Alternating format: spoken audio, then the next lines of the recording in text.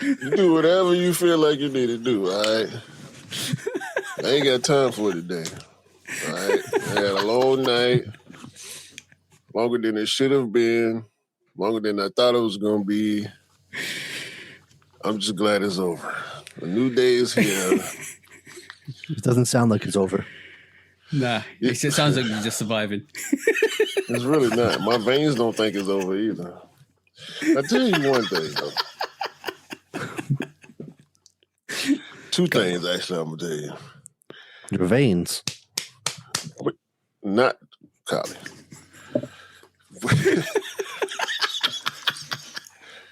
When you know better, do better. That's one thing. Yeah, and it's in the veins, as Collie said. The second thing is the first. How it go? The first. You know what? I'm gonna just hit the button. I ain't got time for y'all today, man. No, I said I was gonna hit the button. Don't you hit the button for me? I'm gonna hit the button. Now. Go, bro.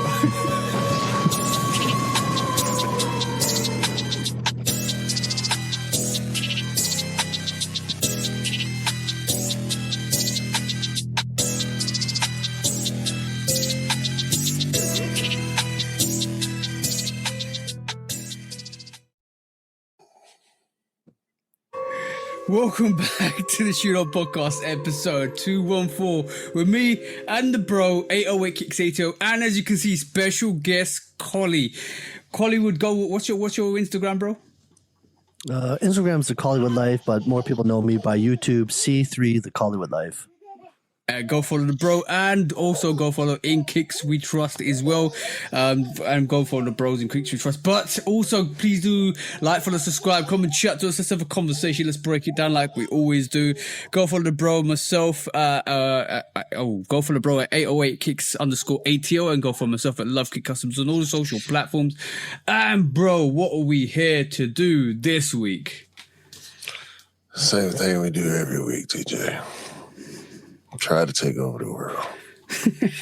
I thought you were going to say recover from a hangover. That's what I thought. That's what I thought. I thought he was going to be trying to survive this week, bro.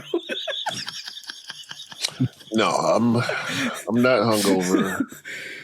I just stayed up extremely late, celebrating my wife's birthday. Thankfully, I don't have to go to work a single day this week coming. So my recovery time will be plentiful.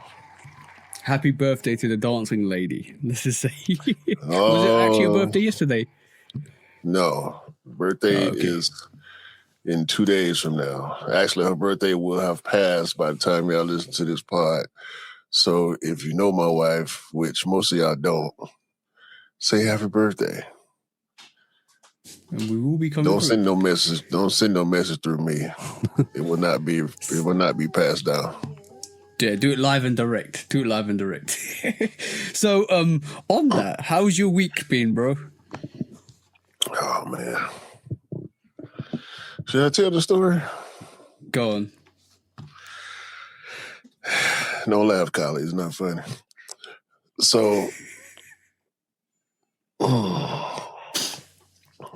We got a lot going on. I've been teasing, or not really teasing, but I've been telling y'all I'm going to the Dream game. That's actually in about 4 hours. So we had a dinner show last night. Shout out to Chris and his wife Stephanie, Darwin, his wife Bridget, Sean, his wife Simone, Candace, good family friend, my sister, Kiki, Q Lasher, and Sherelle.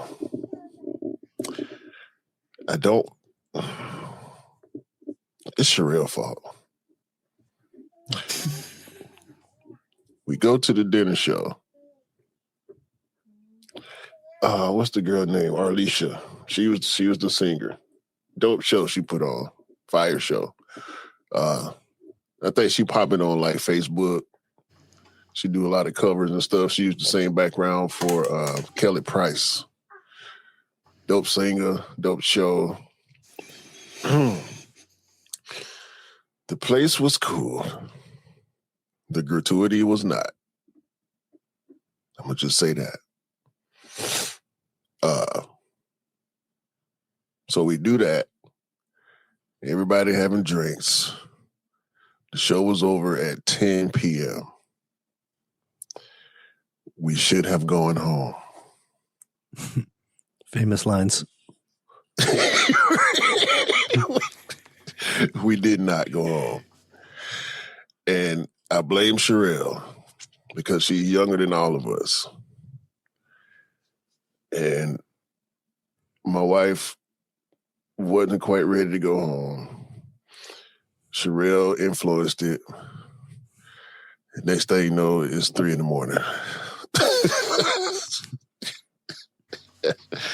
We went across the street to a club. This is why I don't like to go to the club. Because there's some parts of the story I can't say. Let me just... How y'all week, man?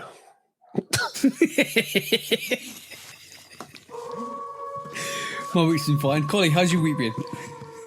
It's been pretty good. Had the flu on Sunday, but other than that, worked through the week. We had Dragon Boat holiday on Friday, so I didn't have to work yesterday, and just been relaxing, staying home, recovering, just enjoying time with family. What holiday? It's called Dragon Boat holiday. It's like a one-day holiday where a bunch of like the villages and cities and local places in China all get their like Dragon Boat teams, or like their locals, like a community center type thing. They all have their own Dragon Boat team. They fundraise money, and then they race down the river in the Dragon Boat. Oh. Like a lot of high schools will have like a Dragon Boat team. It's like a rowing team almost. So it's that type of thing. That Aura farming kid that did the dance, back a while ago. That was a Dragon Boat style race. So yeah, it's a very. I don't think it's just China. I'm pretty sure it's like an Asian, South Asian type thing. Well, Southern Asia, not South Asian, as in that part, but yeah. I think the closest we get to that is Oxford versus Cambridge boat rowing and right down the Thames. That's the closest we get. We don't get a national holiday for that though. We just get a race. Yeah, I never heard of that Dragon Boat race. That's dope. Sounds like a parade on water or something. Yeah, they do that too, but it's more just like a competition to see what like municipality or what local team can reign title champion, and there's a bunch of dinners that go on and stuff like that. So is it a serious competition or more of a... Some places take it really serious because it's like an official sport. I think they have that type of race in the Olympics too. Sometimes, I'm not fully sure, but yeah, it's some of it's serious, some of it's just for fun. Yeah, I would imagine some people just participate just to participate. There's really trying to win. Mm-hmm. Like people run marathons here. The people who come in the top 10, top 20, they're probably really trying to win. Everybody else just out there to be out there. Well, there's big money in those marathons too. So yeah, we know. People out here wearing rigged shoes and, racers with sponsorships and all that. So, yeah, I never understood. That made me go in the wrong direction in my mind. People do the weirdest stuff at these marathons, bro. People get clipped. I'm pretty sure that don't happen as often, but I have seen that people. I remember the one time people was putting something in the cups. And you know how the runners run by the crowd and grab a cup. It's supposed to be something refreshing, something to keep them going. People just do nasty stuff out here, bro. You can't trust people nowadays, bro. That's the unfortunate thing about it. You should be able to, man. Anyway, I realized this week, I might be a bit of a hypocrite. Ooh.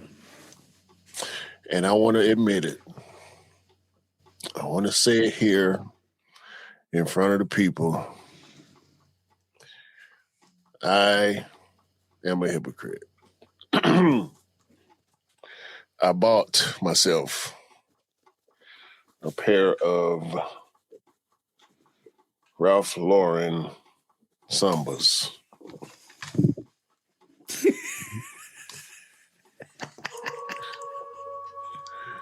I mean, it's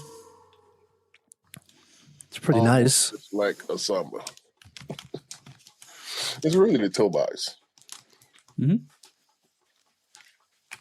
That pattern, that W pattern on the toe, reminds you of a Samba. It's not the first shoe or the only shoe that has that pattern like that, but I feel like a hypocrite because when I bought the shoe, I thought about what we did with K-Swiss last week and how hard I was on K-Swiss making all these shoes that look like other shoes. And then I looked at some of the other sneakers that Ralph Lauren makes. They got an Air Force One looking shoe. They got some, really, I think it's only those two. It's the Air Force One looking shoe and this one that kind of remind me of a Samba. So I'm like, yeah, I was a little hard on K-Swiss maybe. But it don't matter. Fuck K-Swiss. Hey, the classics were nice back in the day. Yeah. That's the same thing I said, right?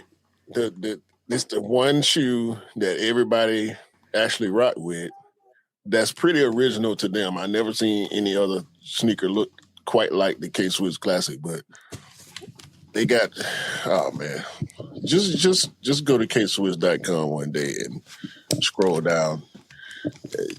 You'll be surprised at how many copycats they got on there. But I did feel a little hypocritical when I bought this polo shoe, so it was coming. I told you it was coming. You did mention that. You did mention you was going to get some Ralph Lauren shoes or sneakers. So yeah, it was coming. Yeah, that's my second pair in a month. So, and I already got like 3 more pairs that I'm interested in. So yeah. Oh, yeah. You switching up, which is good. Is it a switch up? Or is it just evolution? Yeah, I think it's more evolution. It's not a switch up. And I'm not evolving out of sneakers because we got some stuff coming, boy. Well, better find out. Pickups wise, Collie, what you picked up this week? This week, went back and caught me the foam posit Galaxies. Got them for retail. Resell's down, so perfect time to pick up. Round of applause for that. You got them for retail on a third-party site? Yep. Yeah, our StockX over here in China is Poison.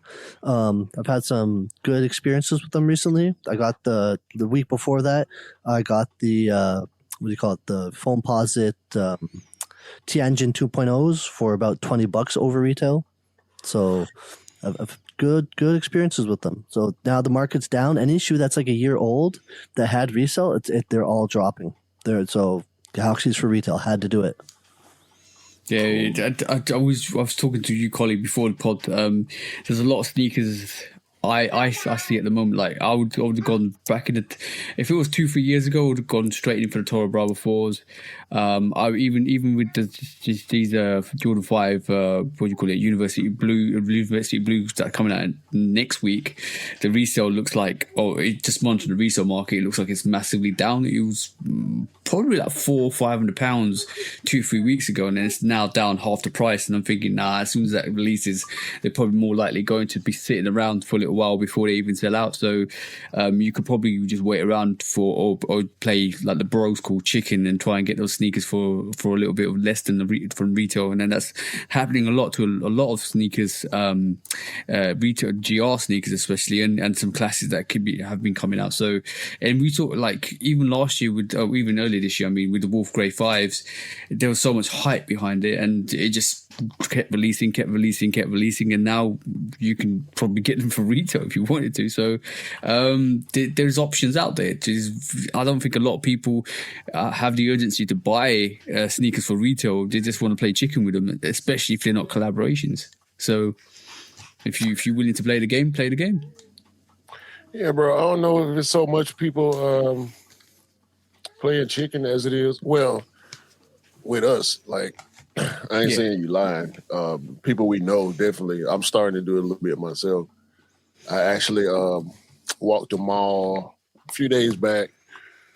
Went in, I ain't going to all the stores. I went in JD, I went in DCLR, and it's a lot sitting, bro. It's a lot sitting. I saw all the JD, quote unquote, JD exclusive 95s. They in other stores too. Yeah. Particularly DTLR. They got the green apples. They got the pink and green one. I can't remember the name on that one. I saw the futures. The tech 95. Mm-hmm. The low top Dion's I saw sitting. Barclays, all the Griffies they've been dropping recently, been just everything sitting, bro. I think the bubble busting is the reason why. I don't know if that many people playing chicken versus people just rocking what they got or what they've been had. Cause yeah. Resale ain't nothing no more. Like Collie said, you can get stuff for less than retail for the most part, unless it was some high heat. Yeah, I agree. I totally get it. I said the thing is, I alluded to a lot of people. I think more the people that we know are playing chicken because the bubble has burst. Because that has burst, people are like, why would I want to pay retail for a sneaker that I know is going to go for sale? So that's the way people are maneuvering, and I think I'm in that whole avenue, and a lot of other people in that whole avenue. And Collie, you said something quite interesting before we actually started podding about how because it's down, a lot of people are just basically going back and picking up pairs or going and just waiting because they know the prices are going to just tank on sneakers. So why would you pay retail for a sneaker when you know it might be 20% to 50% off the price in the next couple of months and you can save your money? It's going to be interesting to see what happened with this Black Carolina 5, though. It come out today over here. Because 5's been on a decent run, I haven't had any conversation about these. Ain't nobody asked me if I'm getting them or made no type of request to me to help get them. So if these 5s sit, we might be seeing a turn in the everybody wanting 5s trend too, at least in the US. Yeah. I'll give you quite an interesting example.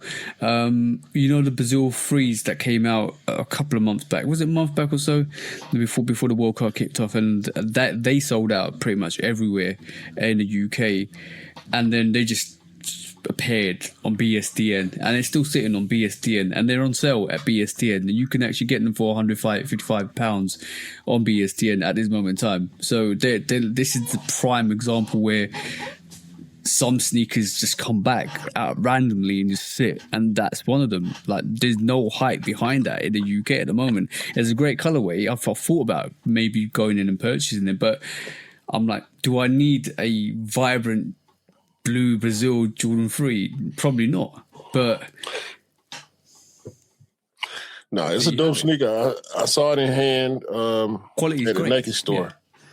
Yeah, it's a dope sneaker. But I'm glad you brought up BSTN. I don't know if you saw what happened with Sean, midsole collector. No. So he ordered. Shout out to the bro. Solid dude. Always tagging, always posting. He's a fellow 95 head. Buy a lot of fitteds. He one of them dudes to my own heart where if his hat don't match his shoes, there's a problem for him.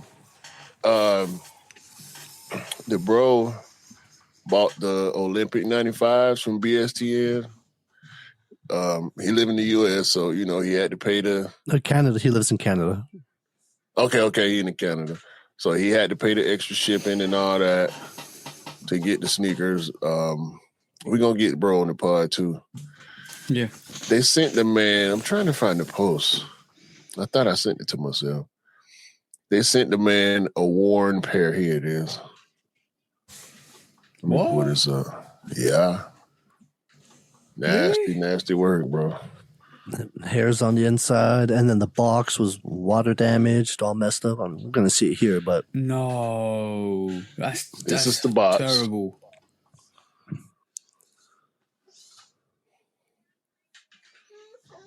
BSTN tag right there.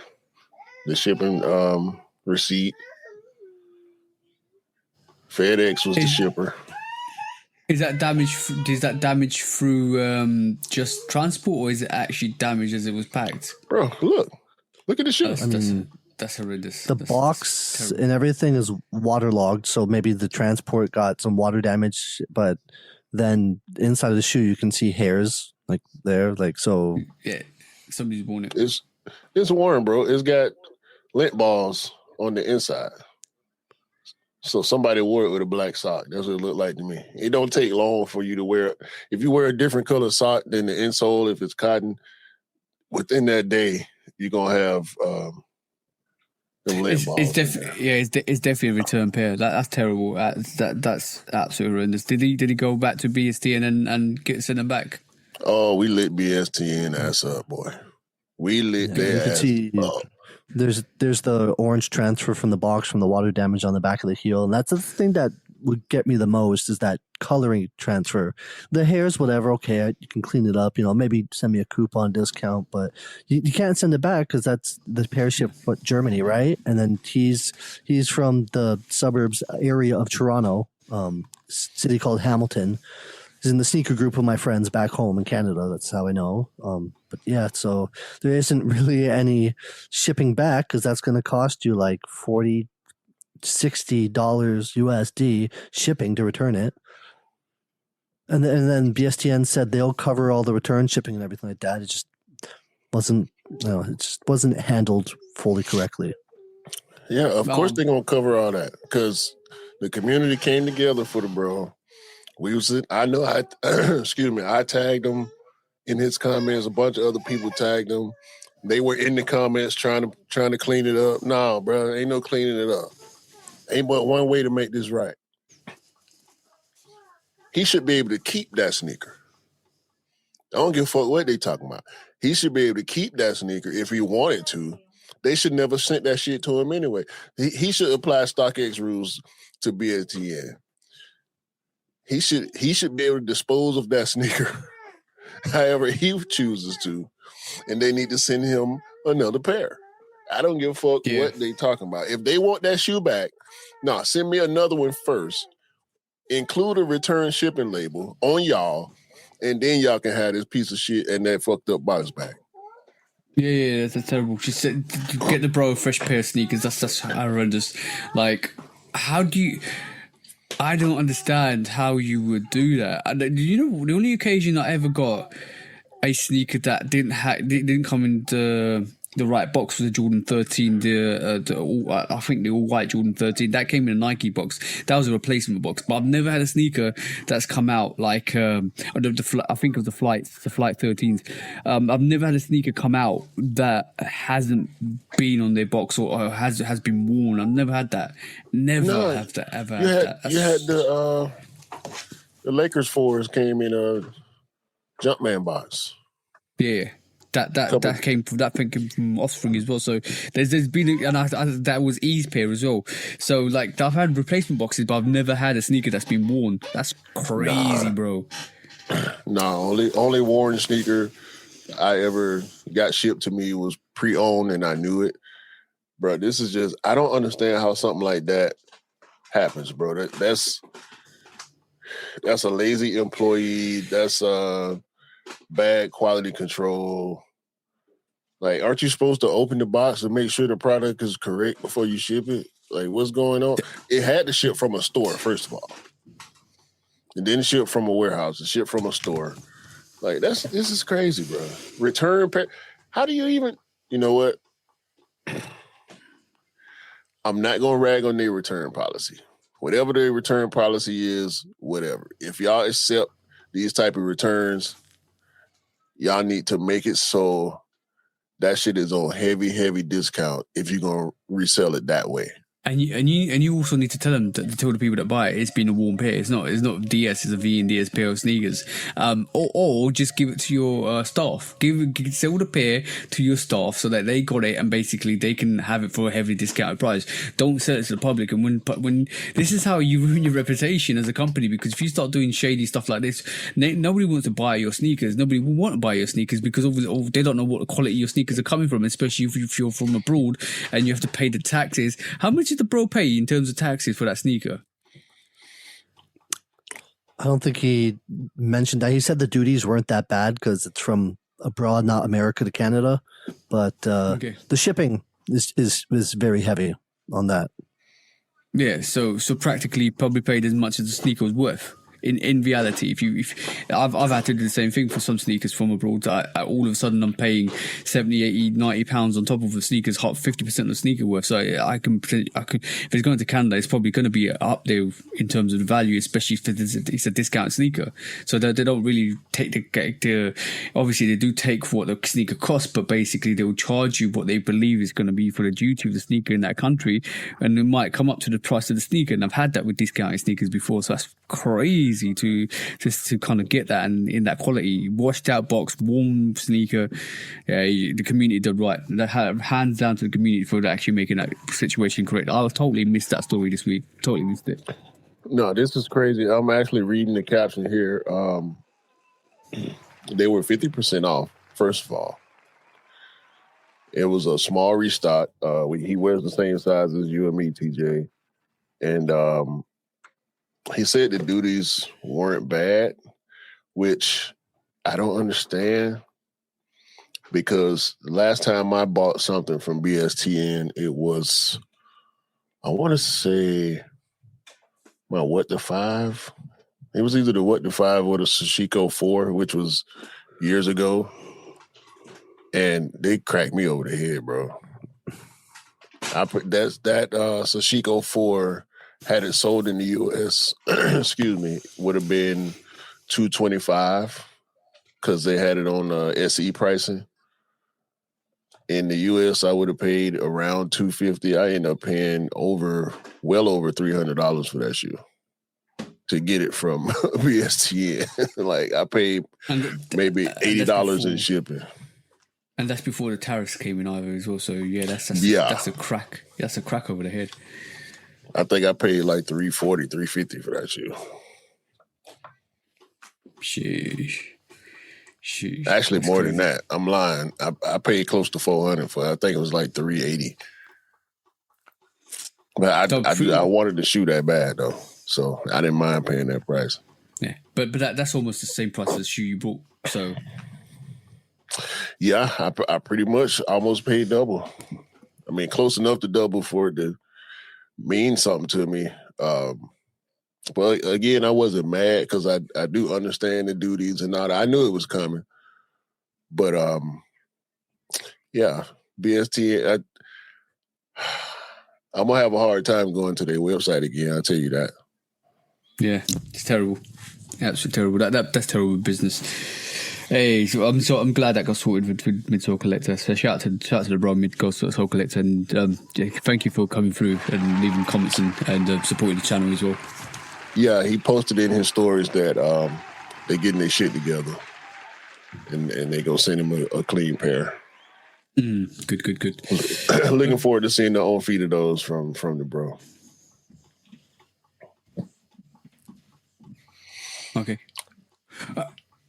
So obviously we got Collie here this week, so it's guest time. So we stick up the main topic week. So this is guest week. So Collie, what you got for us? Because last time you came on, we were talking about was it before 2026?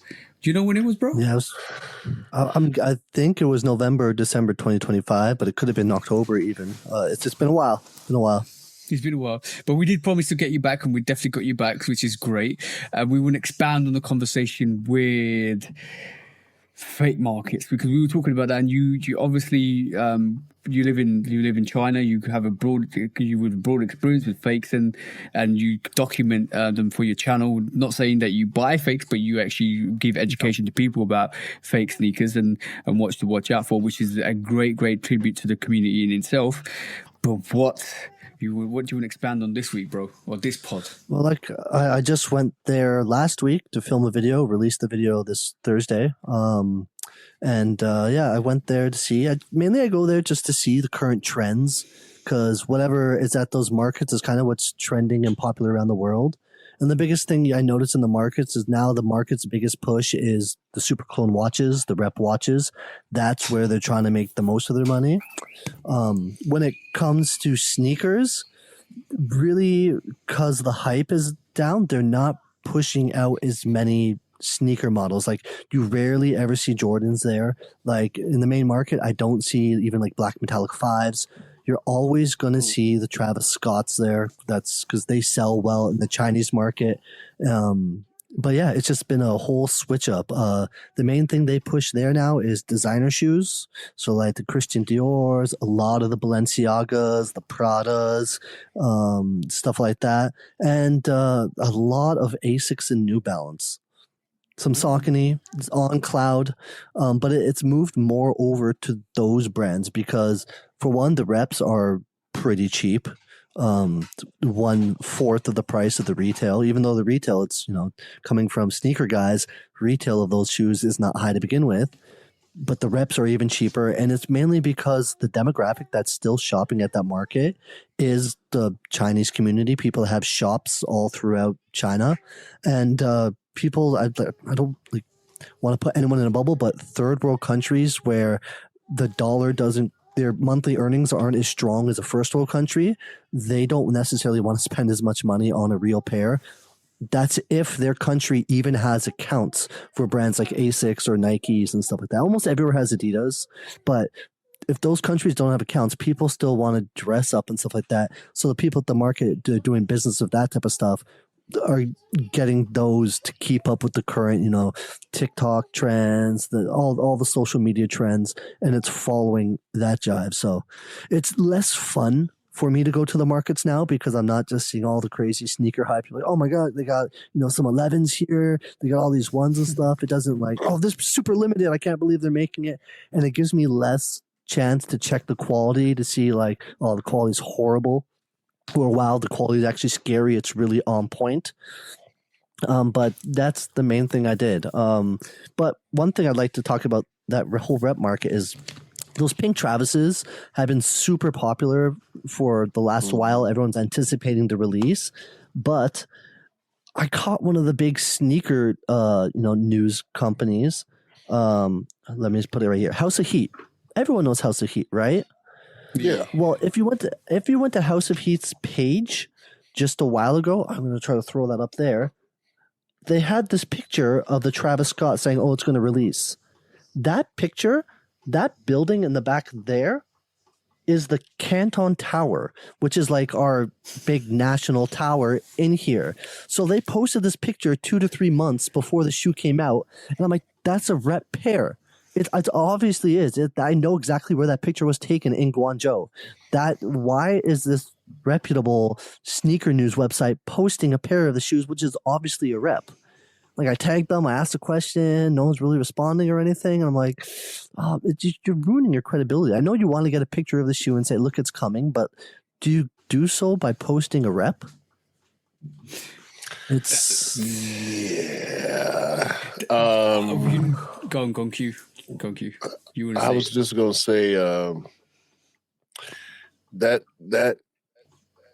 I don't think is known as it should be, but they're not the only ones doing that, unfortunately. Most of the time, I think when we see in these very early pictures, it's a rep. Resellers famously started the trend of calling out sneaker outlets, at least from my perspective. The first people I saw calling out sneaker outlets for having reps were reputable resellers, which, you know, you take that with a grain of salt, right? What's a reputable reseller? But this ain't the first time I heard that. I heard the same thing about it wasn't House of Heat. I can't think of which outlet it is. It might be Sneaker News, where remember, this is a prime example. Remember the fake 1 Year 5 that was going around Instagram for a couple of days? It was the 1 Year 5, supposedly the Dawn pair, but it didn't have the A's on the netting, didn't have the 1 Year branding on the air bubble. Some dude posted a pair of fake, just black and burgundy Jordan 5s, and all the sneaker media outlets picked it up and reposted that picture. It was at least 24 hours. People was claiming, "Oh, look at the 1 Year Jordan 5." Nope, it's a rep, bro. Y'all don't even know what the real pair is gonna look like at this point. Yeah, we called him out today as well, for sure, because we was like, why we don't believe that to be true. It looks like a black metallic 5 with burgundy out. So we kind of like, that can't be the Year 5. And then all of a sudden, overnight, just like that, it just disappeared. And you had all of them take down the posts.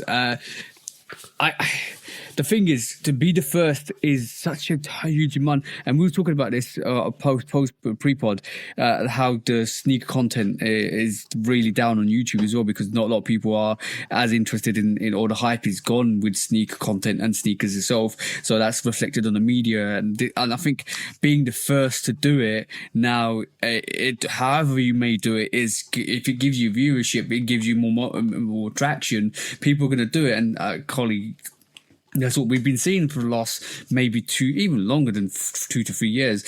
But is now more blatant that it is happening more and more because you want to be the first. House of Heat probably have taken that picture from somewhere or seen it somewhere and just instantly grabbed it and posted it. And it could have been from like a UA page.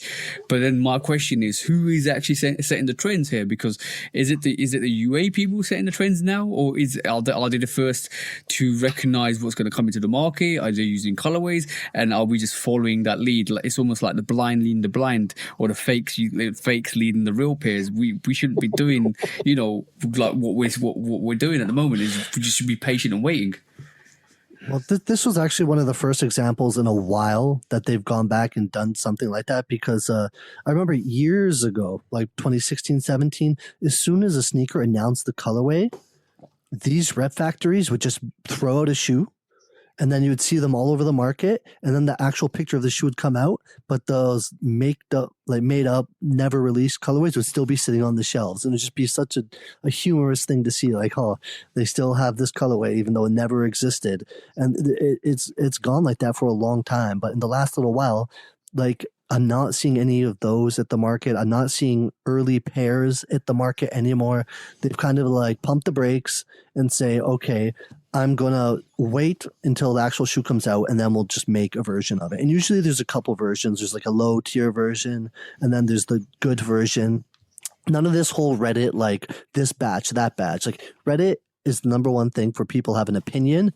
Okay, so I was trying to explain, if you talk about the people at Reddit, they'll all say batch this, batch that. Am I good? Yeah. Yeah, you good? Sorry, everything went quiet again. They'll say batch this, batch that, but if you ask the sellers in the market, they look at you crazy because really it's just low tier or high tier. So you got the good quality or the bad quality, and that's it. And even nowadays, a lot of the good quality, because the money's not there, they're not refining it and making the best of the best. Like they had some pretty scary good quality stuff a year, 2 years ago, but now it's like, we made the good quality, but it's not selling the way we would, so there's no reason to refine it. So that whole UA or the 1-to-1, like it's not really hitting the sneaker market anymore. Designer stuff, yeah, stuff that they sell a lot of, they're going to keep remaking it and improving it. That's around, but the sneaker stuff, it's not it.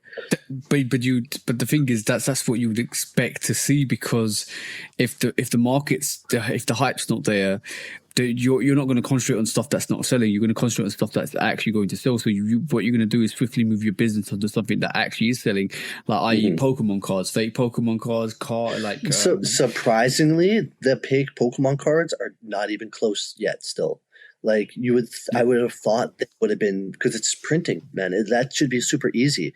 But like I've tried to get some to review. I've ordered them off specific sites, and they're not even close. They're horrible. They're worse than the reps of sneakers in the 90s. Like they're just trash. Yeah, but then you got designer bags. Obviously, you said designer shoes and stuff like that. So they'll and watches as well. So they'll start swiftly moving on to stuff that will be more profitable. And it's gonna, like, in the next 5-6 years or even 10 years, when that's not even profitable anymore, and something else is hype, they're gonna move on to that. Like you said, like you mentioned before, the pod, like clothing will be the next big thing, or be something that they'll move on to. So it's just gonna move. It's gonna move in trends. And when sneakers are back popular, then the focus will come back onto sneakers again. Clothing, though.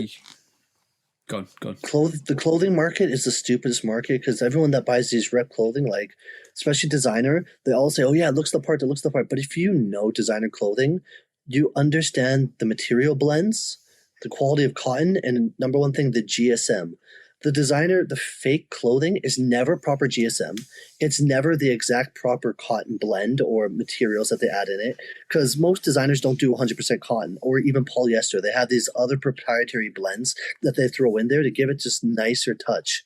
Okay, even if it's like, just like a Supreme shirt or something back in the day, screen print, Hellstar, they still had good GSM in it, and these places do not. So the clothing is never 1-to-1. It's never close even. But people like to act like it is. The jeans get pretty good, but the main thing is the sneakers. That's where they were able to manufacture it the best, because they produced everything over here for years. So they have that unlocked. But everything else, it's not the same. So what I feel like I'm hearing you say is these guys who thrive on reps are not going to be able to make the same type of living that they used to make. No, they'll the A1 batches. The rep shoes, because people aren't buying them really as much anymore. And we'll talk about later, like the rep influencers and all that stuff. It's a whole nother thing. But right now, if you go on Whatnot, that's the biggest place they're selling fakes, and people will sell the garbage quality fake shoes where you can squish the insole in, which is like, that's the low tier, but they're selling it for a higher price when they're getting those shoes probably for 40, 50 USD, and they're selling it for 100, 150 USD. So like they're still making their money there, but the t-shirt game, like the streetwear t-shirt, the designer, t-shirt, that's where they're going to make their money, because those things are they're around $20, if not less, USD if you buy in bulk, and they're selling those things for 50, 60, even 100 on Whatnot, and Whatnot just lets the stuff slide. Like there's a bunch of sellers that that's their whole thing, sell the rep clothing. What you mean slide? It ain't no let slide when you don't have a real authentication process. And this has been a debate amongst sneakerheads since the beginning of these big resale platforms, namely StockX. What is your authentication process? How do you know the difference? Who are you having authenticate these sneakers? Are they sneakerheads, or are they just working a job? The StockX, they have an X-ray machine. Yeah, they got a new X-ray machine now. Bro, that's been bullshit since before they even put out their dumbass ad. Like, what the fuck different? What you trying to tell the difference between rubber and rubber? It's fucking rubber. So what? But we talked about Whatnot last week, and we was very dubious about their lives, and it reminds me of those platforms. Like Depop is another one that in the UK is similar to Whatnot, but it's like an eBay variation where they just we know check. eBay bought Depop. Yeah, we know that. Well, the most notorious that was around for years is Goat. Goat, everyone thrived. It's like, oh yeah, they authenticate through picture and stuff like that. Goat is full of fakes. Authenticate through pictures. Yeah, like if you load a picture of like a designer shirt on Goat, they look at the picture and say, "Oh yeah, it's authenticated." Yeah. If you go to Goat, they had. I'm not sure if they still do. I haven't been on Goat for like 2-3 years, but they used to have like a thing that said verified or authenticated just through the picture. They're like, yeah, there's enough pictures to collaborate that say this is a real item. But you still got to ship to them. They authenticate Goat. Through. Yeah. Maybe now. Before Goat didn't. Goat was from user to user. Nah. Every time I bought from Goat, it went through authentication. Then Goat's a bunch of idiots because I bought a large Josh Allen Buffalo Bills jersey. When I got it, the large sticker peeled off. It was a XXL fake. When was this? Wait a minute. Dude, this was 2021. Wait a minute, bro. Where was let me see. Literally, it was large. The picture said large. I'm like, okay, and I got it. I'm like, this is not a large. And then I just rubbed the sticker, and the large came off, and underneath was XXL. And I'm looking at it, I'm like, this is a fake. I mean, I paid like $50 for it, Canadian. It's like 40 USD. But like, there's no way they got that in hand. They would have known instantly. I never bought any type of clothing from the aftermarket. I've only bought sneakers. I bought 2 pairs, one by accident from StockX. And I've bought maybe 4 or 5 pairs from Goat in the past. It's been years since I've done it. I've done more selling on Goat than I have buying. But every time I sold a pair on Goat, it went through authentication. And every time I bought a pair, it went through authentication. Yeah. Okay, so maybe it was sneakers because I never did sneakers on Go. It was always clothing because they were the ones known for the designer. You got pre-owned designer, go through Goat, stuff like that. So I have got some authentic pieces through Goat, but pre-owned. I think pre-owned might be a little different process for them there. Yeah, I think pre-owned is more pictures, but like when I got my Trophy 5s, I had a pair that one pair didn't get shipped, one pair got flagged because of decoloration, and the third pair I got was perfectly fine. So I know that went through authentication. So it might be a bit different with clothing and pre-worn stuff. So that might be the only difference in terms of what Goat do. But it's quite good to do some research before you actually buy something from Goat. Any other third middleman party that actually sells you stuff, it's always good to go and do your research. It's important that you do your research before you buy anything from that platform. Well, it's I know that bending thing. That's a real indication of whether or not you're getting something authentic. I know a lot of people will probably be reluctant to do that because people still hate and talk about creases like it's the devil when it comes to sneakers. No, bro. If you're buying it from a third party, bend that motherfucker. You're not bending the toe box, though. You're bending together the sides. Not toe to toe, the side to side. So like this is you're squishing it this way. Well, it's or fold over completely. Man, yeah, I don't. It's rough out here, bro. Because it reminds me of the dude that was trying to get me to go in with him, and I'm like, bro, what do you? The more we buy, the more the cheaper the price will be. I said, nah, that's not a reputable seller you're dealing with. It's not. Nah, I'm telling you, they work at the factory. I know they work at the factory. Not the factory I want to get my sneakers from. Then buy one get one half price. Then he ended up showing me. The factories do not. Bro, the man showed me a picture of fire red 4s with a red air bubble. I said, yeah, good luck with that. Let me know Was how it the that same works guy out. that showed you the, what you call it, Night Rider 11s? No. That wasn't him. The dude with the Somebody Night else. Rider 11s, that was just a guy who wanted to be in the sneaker space that didn't know what he was doing. So he would just believe any bullshit that he wanted to believe. I ain't gonna say that was coming through his feed, but I can't remember that website. I hadn't seen that website in a long time. They would do what if stories and then do an AI mock-up of the sneaker that they were doing the what if about. Like, Okay. and that article was a what if Jordan Brand did a Knight Rider collab on a Jordan 11. I'm like, bro, there's no such thing as a Jordan 11 collab.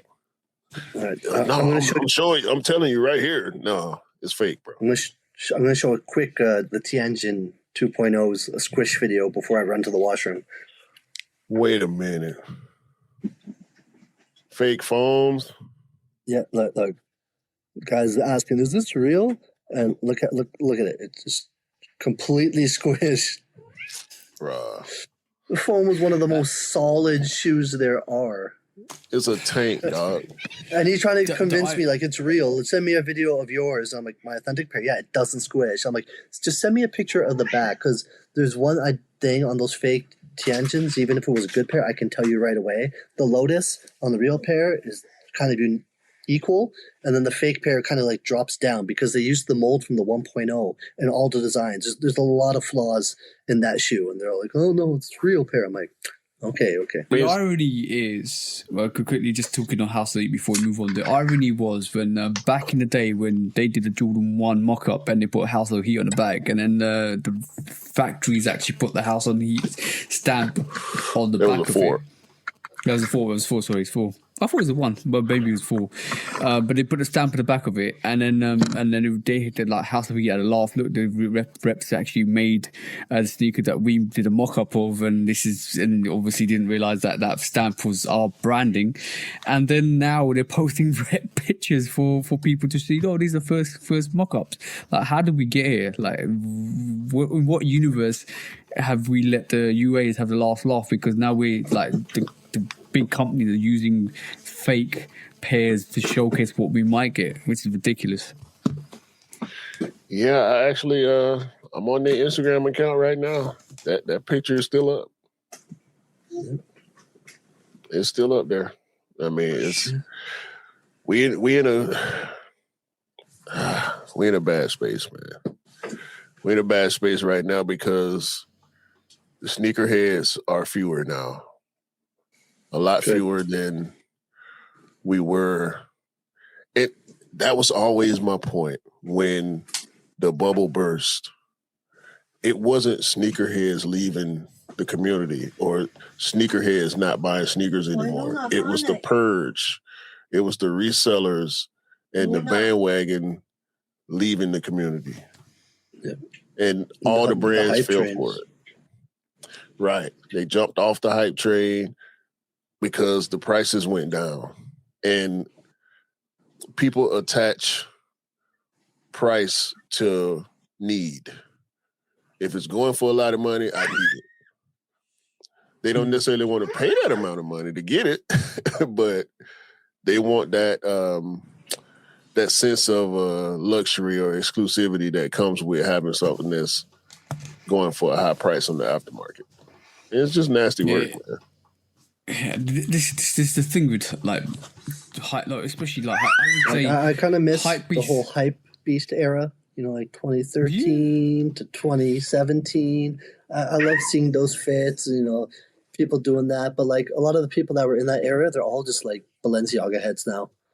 That's all they're on now. Isn't Quai Soma? Because they're with the trends, the expensive side, the flex side. But you know, it was never really about being a sneakerhead. It was never about that. But I know, like, so when I started first watching, so right now YouTube, the culture is stronger than ever. The people that actually are into sneakers, we're there. We get our pairs. things are affordable. It's probably one of the best times in sneakers. Now, releases could be a little better. They could be less plentiful, but it's still a great time. So when I first started watching YouTube, I think the person I first gravitated to was Kai Soma, and then that was before he started calling himself or acknowledging or branding himself as the hype beast. So like he was for me the person that I saw. And then he's kind of started evolving and using the mantra as hype beast, and started wearing Supreme, and he got the wrap on his car with the calls and the calls wrap and the bait wrap on his car as well. So I saw all that, and then now I think with what he's got, he's still doing sneakers. But like, yeah, I think you're right with hype beasts and stuff like that. When the Balenciaga Triple S started to come along, we saw a lot of people from that were hype. We started transitioning into high-end fashion stuff, and it kind of made me aware that being a hype beast is making sure nobody else has got what you got, and that was what the moniker kind of evolved into at that point. Yeah, because that's wrong, bro. We are hype beasts. The three of us, technically, by definition, are hype beasts because we have information, not inside information. We have the knowledge of the brands. We have silhouette knowledge. We have experience, knowledge through experience and knowledge through research of what's going on with releases. That's what a hype beast is. Somebody who keeps up with what's new, what's hot, and collaborations and all that type of stuff versus somebody who only knows what's going on in the store. A hype beast wouldn't know, by definition, Collie. I see you making faces. By definition, hype beast was always about beast, Go ahead. Like, it makes sense what you're saying, like someone that, pays attention to the hype and stuff, but the hype beast before, where it's always just the most hot of the hot. If it was a GR release Jordan or even a collab, they weren't necessarily getting it. But if it was that, 1 or 2 pairs a year that comes out, that's, like Red Octobers or like super, super limited, that's what they're getting. Only getting things that other people get, Bape hoodies and stuff like that. That's the point I'm trying to make, though. That doesn't necessarily constitute a hype beast. Making the purchase of it does not make you a hype beast. Knowing about it makes you a hype beast. And so when people attach having things to the term, I feel like that's where it gets the negative connotation from, because then the exclusivity kicks in and you start to look down on people based on what they do and don't have. And so when we talk about the transition from streetwear and sneakers and collaborations to high fashion, that it makes sense in that sense. Like, I consider myself a hype beast, not because I'm wearing the Fear of God Braves hat. It's because I knew enough to even know to try to cop it. You know what I'm saying? I think the best way to call somebody that's actually get items that are hyped, that they regard as a commodity, is more of a status beast than a hype beast. Because being a hype beast, like Q's trying to define, is knowing and maneuvering and having the information to know what's hype and what's trending. But when you talk about acquiring those items, it becomes more status wise, because you want to be the only person to have it. You want to have that status to that people look up to you, and that they know that you are plugged in, and that kind of area merged a bit. So you're more a status beast than a hype beast, because in your standing, you believe that your status is up here compared to everybody else who's picking up GRs or regular sneakers. So you want to acquire a higher status than the regular sneakerhead. Yeah, the terminology is kind of evolved then. Yeah, because the definition, I just looked up the definition again. I've done it several times, and now it's looking different. Because is it a really real word? It's kind of like a made up. I mean, it's a term, but in modern dictionary, Urban Dictionary describes it. Yeah, of course, not in Webster's. No. Well, the two words put together have a definition. Obviously, when you break it up, hype is popular. Something that's popular, something that's sought after. Beast is an animal, mainly voracious animal. So when you put them together, it makes sense. People that pursue strongly things that are exclusive. You know what I'm saying? But I've seen several definitions. I feel like I just stuck with the one that made sense for me. I do consider myself a hype beast, but not in the way that others do, because I'm still gonna wear a $20 t-shirt. I don't have to have Balenciaga or Off-White or Chrome any Hearts. of the other. Yeah, Chrome Hearts. I don't own anything Bape. I don't like Bape. Does that mean I'm not a hype beast? Does that make me a lesser sneakerhead or a fashionista? I don't really consider myself a fashionista. I like to get fresh, yeah. But does it make a difference that I wear a polo versus Armani, or not even Armani, because people shitting on Armani now like it was never fashionable or cool to wear. I don't care about Marnie or fucking what used to be years ago. It was Palms Angels, fucking $300 t-shirt with a word across the front, like, and not even big print. It's just a little bitty 2-inch name across the front of your shirt, and it's fucking $300 for a white t-shirt that you probably buy a rep for on StockX or Gold or whatever. Like, get the fuck out of here, bro. But I agree with you, Q, on that context. But also, you can be in a category of what you like, and then all of a sudden you can become a hype beast in that category automatically via the trend. So, say for instance, I'll take your polo, Ralph Lauren polo. You buy Ralph Lauren polos, you love them, and you buy them. Say in the next 2 to 3 years, it takes off, like massively takes off, and it's taken off now because of polos are quite expensive than it used to be, and you got 5 or 6 pieces, you rock them. Somebody could see you rocking them in 5 or 6 years' time, and that's the trend, and call you a hype beast, but you never was a hype beast because that's what you liked. So automatically you become either hype beast or status beast, whatever you want to call it, because of the trend. And then once it goes, and this is what we're seeing with Jordan 1s and a lot of sneakers as well. Once the trend goes, the people that are hype beasts move on to the next trend, wherever it may be, and then they leave that category to the people that were already there. But because you was already there, through association with the trend, you become a hype beast because you liked what you liked.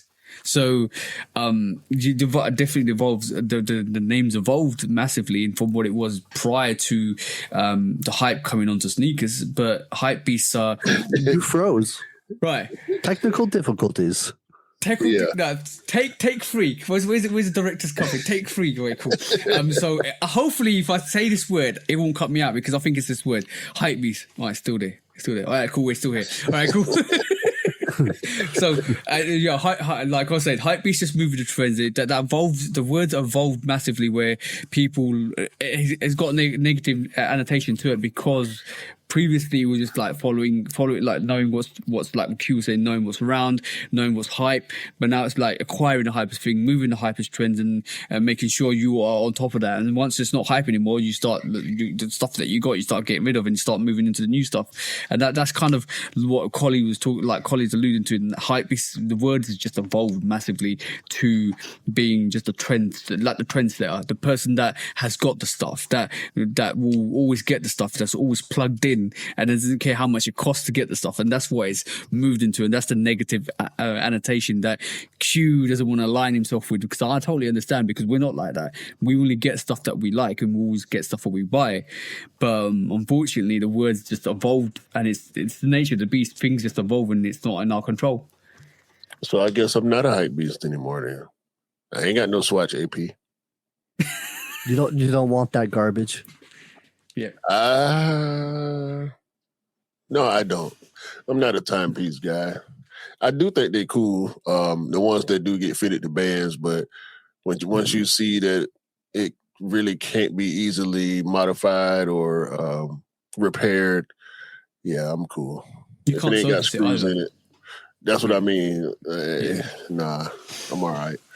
But So for me, when it comes to that, the rep watches are the only rep that I would ever even consider, just because, for one, I'm not spending $40,000 on a watch for an AP, and two, just in China, everyone wears fakes, so you're not like impressing anyone, and three, if I wear that back in Toronto, and I get stuck up, like I don't mind losing it. I'm not gonna lose my life over it. So it's just not a situation I would ever want to put myself in with a real one. So if I wanted to appreciate like, a Rolex or anything or an AP, then maybe that's the only rep that I would ever look towards. But at the same time, my favorite Rolex is a day-date, and the band, the whole watch is solid gold. So it's not like I can get a rep of that because not selling a full gold rep. So yeah, you don't want me. fake gold. It's not good for your skin. Yeah. No, it's gold plated, but it's just not worth it. Then it's not really a close to know. Like people will know. So if it's super cold, they have to open it up, and that's the only way a jeweler even would know is if they open it up. Yeah, the problem is with gold-plated stuff, if it's got nickel behind it, and you're in trouble because obviously nickel will react massively bad to your skin, and then you probably will have if you get nickel reaction, you can never wear anything with nickel again, and that's the thing. It's usually stainless steel. Mm. Yeah, I think that's an old thing. Back in the day, the thing was your neck gonna turn green, your finger gonna turn green if you're wearing something fake because it had that nickel up under there. Yeah. That was a big problem in the 90s in the US. When you buying jewelry from the middle of the mall and shit. Speaking of the middle of the mall, I'm about to start being nasty to y'all middle of the mall motherfuckers. I doubt if we have any watching or listening to this podcast, but if you work at one of them booths in the middle of the mall, the way y'all solicit, the way y'all run up on people and pull at people and grab at people, I'm about to start being nasty to y'all. It's getting so sad. It's You're talking about the nail and lotion people? Bro, they selling everything. Like, it don't matter. If you have and listen, I'm not trying to talk down on entrepreneurs or entrepreneurship. I mean, consumerism, capitalism, all that is built on entrepreneurship. I get it. Everybody needs money to make a living. But dog, if I wanted to come to your fucking booth, guess where I'm gonna go? To your fucking booth. If I'm walking by, that mean I don't want that shit. I don't want to talk to you. Going, bro, let me show you. No, you're not showing me shit. I don't want to see that shit. Okay? Leave me alone, dog. Bro, I was walking with Mrs. Through the mall the other day. The guy sees me coming. Right, he's literally a store in the middle, like you said. I'm walking past. The guy sees me coming, and he's like, "Yo, bro," I can hear him. I'm totally ignoring him because I'm talking to the missus. He goes, yo, bro, I like your beard. I know. I've got a fantastic beard. I take care of it. I don't need your product. Like, why are you targeting me for? Because I look after my beard. See what I'm saying? Go for people that don't look after their beard. You see, but that's the wrong way to market it. Okay, you like my beard, you want to sell me the products. I know how to. I have a specific product I use. Right, I take good care of my beard. It's all like fresh and clean and cut. And like what you trying to sell me, you're not probably going to sell me. Go target somebody else that probably needs the help.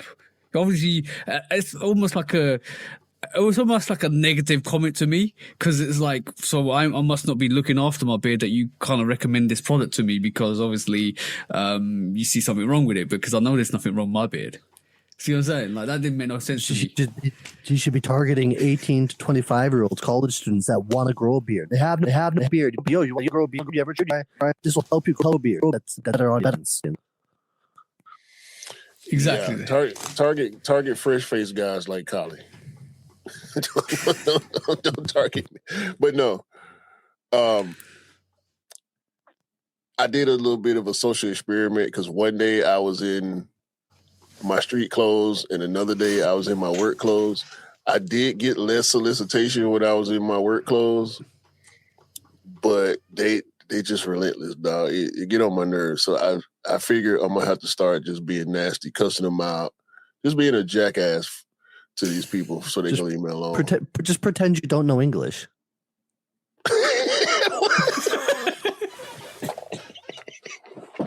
I can't do that, man. The problem is, if you start speaking Spanish or any other language and they start speaking it back to you, like, okay, I'm in trouble.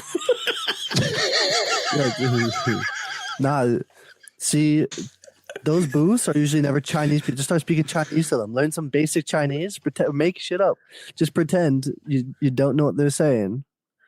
Well, the malls I go to, most of the time, they're either black or Patel. All right. Yeah. And especially the jewelry stores, bro, they the worst because they see me wearing a chain, so they feel like they got me already. No, you don't have me. You won't get me. Leave me alone. The one dude, I'm like, and they won't stop, like you saying, bro, they'll bro you all the way down the aisle. It's like, dog, come on, man. If you got to do all that, and I don't know if it's a cultural thing. Best thing, you grab your stomach, say, "Man, I got diarrhea. I got to go to the washroom." They're gonna let you go. No, I'm gonna say, leave me alone. I'm gonna just start telling them, leave me alone. I don't want it. Or just say, I've got some doo-doo on my hands. Give me a second. TJ, once again, you have taken it too far. That's too far. I don't even know why people want to talk to me with my face anyway. Like, when I'm in the mall, bro, my facial expression is not pleasant. I know this. No. It's not pleasant, especially when I'm by myself. It's not pleasant. Now, if you catch me on the phone, or even if I'm with my wife, because when I'm with my wife, I'm in protection mode, so I'm watching everything and everybody, trying to make sure ain't nothing crazy finna happen. I'm trying to guide her in and out of, people walking, especially if it's crowded. My wife hate going to the mall, so that's kind of rare. But when I'm walking through the mall by myself, I'm in go mode. I'm walking fast. I'm looking at where I'm trying to get to. And I know for a fact my facial expression is not pleasant. Why the fuck do you want to talk to me in the first place? You got sunglasses on? Sometimes. They can't tell your facial expression then. What? Touche. I want to push back on that so bad, but I can't. I don't smize though. I don't smize. If my mouth ain't, if you can't see my teeth, my eyes ain't gonna help. I promise you. The problem is your eyes are telling as well. Either your eyes are aggressive or your eyes are, especially if you can't see your you call your eyebrows. If your eyes are aggressive, you can tell straight away. If your eyes are soft, they'll be more approachable. So if you got glasses on, they won't be able to tell. This is why when you look annoyed, you might not look annoyed to other people. I got resting thug face. Maybe if you had a big smile on your face, they would be more intimidated. Walk around the mall with a big smile on your face. Yeah, they might just be like, "Oh, this guy looks crazy." Or if they walk up to you, just be like, "Hey, you guys, yeah, you want to sell something?" They're like, "Oh, well, let's see." Okay, sir, we'll leave you alone. No, bro. And the thing is, I don't go to the mall often enough for these people to remember me. I want to do something. I want to come up with a way to be memorable to where if they see me again, they're going to remember, oh, that's the dude that said, nah, go suck your mother or some shit like that. You gotta start buying those shirts that have the sayings on it. Like, oh, yeah. Ooh. That's a good idea. That's a good idea, Collie. I like that.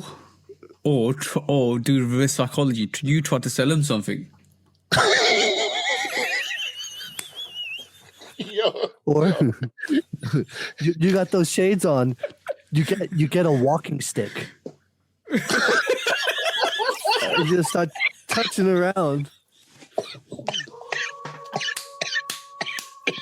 Yo. And then the t-shirt, get like a Helen Keller t-shirt. Oh shit! Put a post-it. Says, "Sorry, I am deaf and blind. Can you direct me towards my car?" Man, you would think that they would leave me alone because I'm not trendy. Like I ain't walking around with rhinestones and glitter and shit on my shirt. Them the motherfuckers you need to be going after. The people who shop at them damn stores that only sell what's on TikTok and Instagram. Like they follow, bro. So many rhinestones in the mall right now. TikTok is such a cesspool of selling. It's become just a platform to sell stuff. It is so full of that. I don't want to tell y'all the story I heard about TikTok shop last night. Like these people, TikTok shop is the devil. Like people spend hours of their day scrolling TikToks, doom scrolling on TikTok shop. 12-year-olds need to get their vapes from somewhere. Yeah. Right. Let's do some quick strikes, bro. You're right, bro. First quick strike.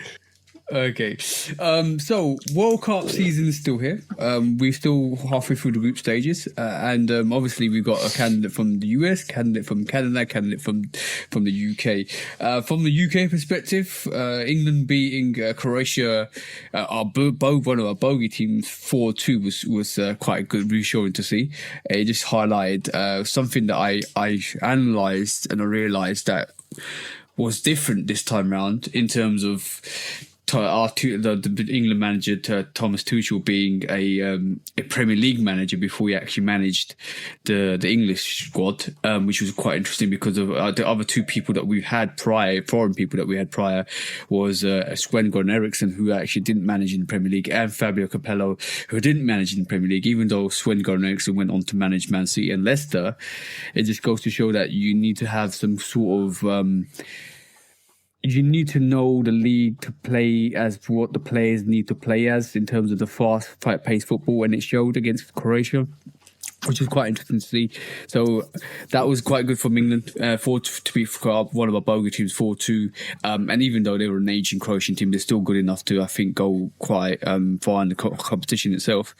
We saw. My mother's Croatian, so I've been following Croatia for some time. This year's World Cup team is not the same it was the last two World Cups. A lot of guys retired. Gone. It's aging. It's definitely aging. But I still have you still have enough respect in that team to know they should get through the group stages. They can, if they want to, get, I think, into the quarters, I would say. In terms of Canada doing quite well. We saw. Do you want to elaborate on that, Colly? I mean, we played a dominating game against who was it again? I don't even remember. It was Qatar, yeah, as they say on the announcements. Qatar. Yeah, 6-0. So put us to the top of the group stages, and we still don't have our best player, Alphonso Davies, playing. So we're definitely going to get through the group round, but we'll see if we can make it through the next round. We haven't had a lot of challenges, defensive wise, and I don't know. We'll see. We'll see what happens. And then obviously you had the US doing the US things. I can't remember what the results were. You won the last two group stages of your matches, haven't you? The US. Yeah, they won today. Yeah, they won today. So they should. So I think they're technically through at this moment in time. I think they are technically through. As well as I think there's a couple of teams that have been eliminated. One of them was Haiti. Haiti's lost the last two, and Turkey's gone out as well. And then we have also the teams that have qualified. So the teams that have qualified, like you're right. Canada's qualified, Mexico's qualified, US qualified, and Japan have qualified. We won. We beat Australia 2-0. That was good to see. But yeah, so the World Cup's doing numbers, which is great. I do not know what's happening around the stadiums. I don't know. I do not know if people are going there or to how expensive ticket prices are. But ironically, the US realized what how much the UK people and Scottish people drink, because Scottish people in Boston the other day. Yeah, they drunk Boston dry. Boston dry, and the commentators was like, we only have 2 or 3 pints or 4 pints when we go, and these guys having 20 pints, each guy's having 20 pints, and where are they flushing it down to? So yeah, that was a massive thing for the World Cup, which is quite interesting. The Scottish drank 3 times the amount of beer as they do on St. Patrick's Day in Boston. Damn, that's a lot. And mind drank the city dry. And mind you, the English haven't even landed properly. Bro, I work for a beverage distributor. I know how much beer we have in our warehouse on any given day. That's a lot of fucking beer just for one distributor. And in every city, there are multiple. I mean, when I say multiple, I mean probably 7 or 8 distributors. Ain't no way in the hell these people done drunk all them warehouses dry. It's got to be a logistics issue. It's got to be. Don't know, bro. That's what happened. Bro, and we talking about kegs and cases. We talking about bottles, cans, and kegs. And kegs come in multiple sizes. Ain't no way, bro. You know how much? I'm asking a rhetorical question. Do you know how much beer that is, bro? Yeah, a lot of beer, bro. But like, I mean, we have enough beer in our warehouse.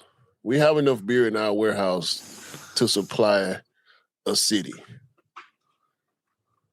Ain't just one warehouse can supply the city. You done drunk all these distributors dry? And that's the Scottish fan for you, bro.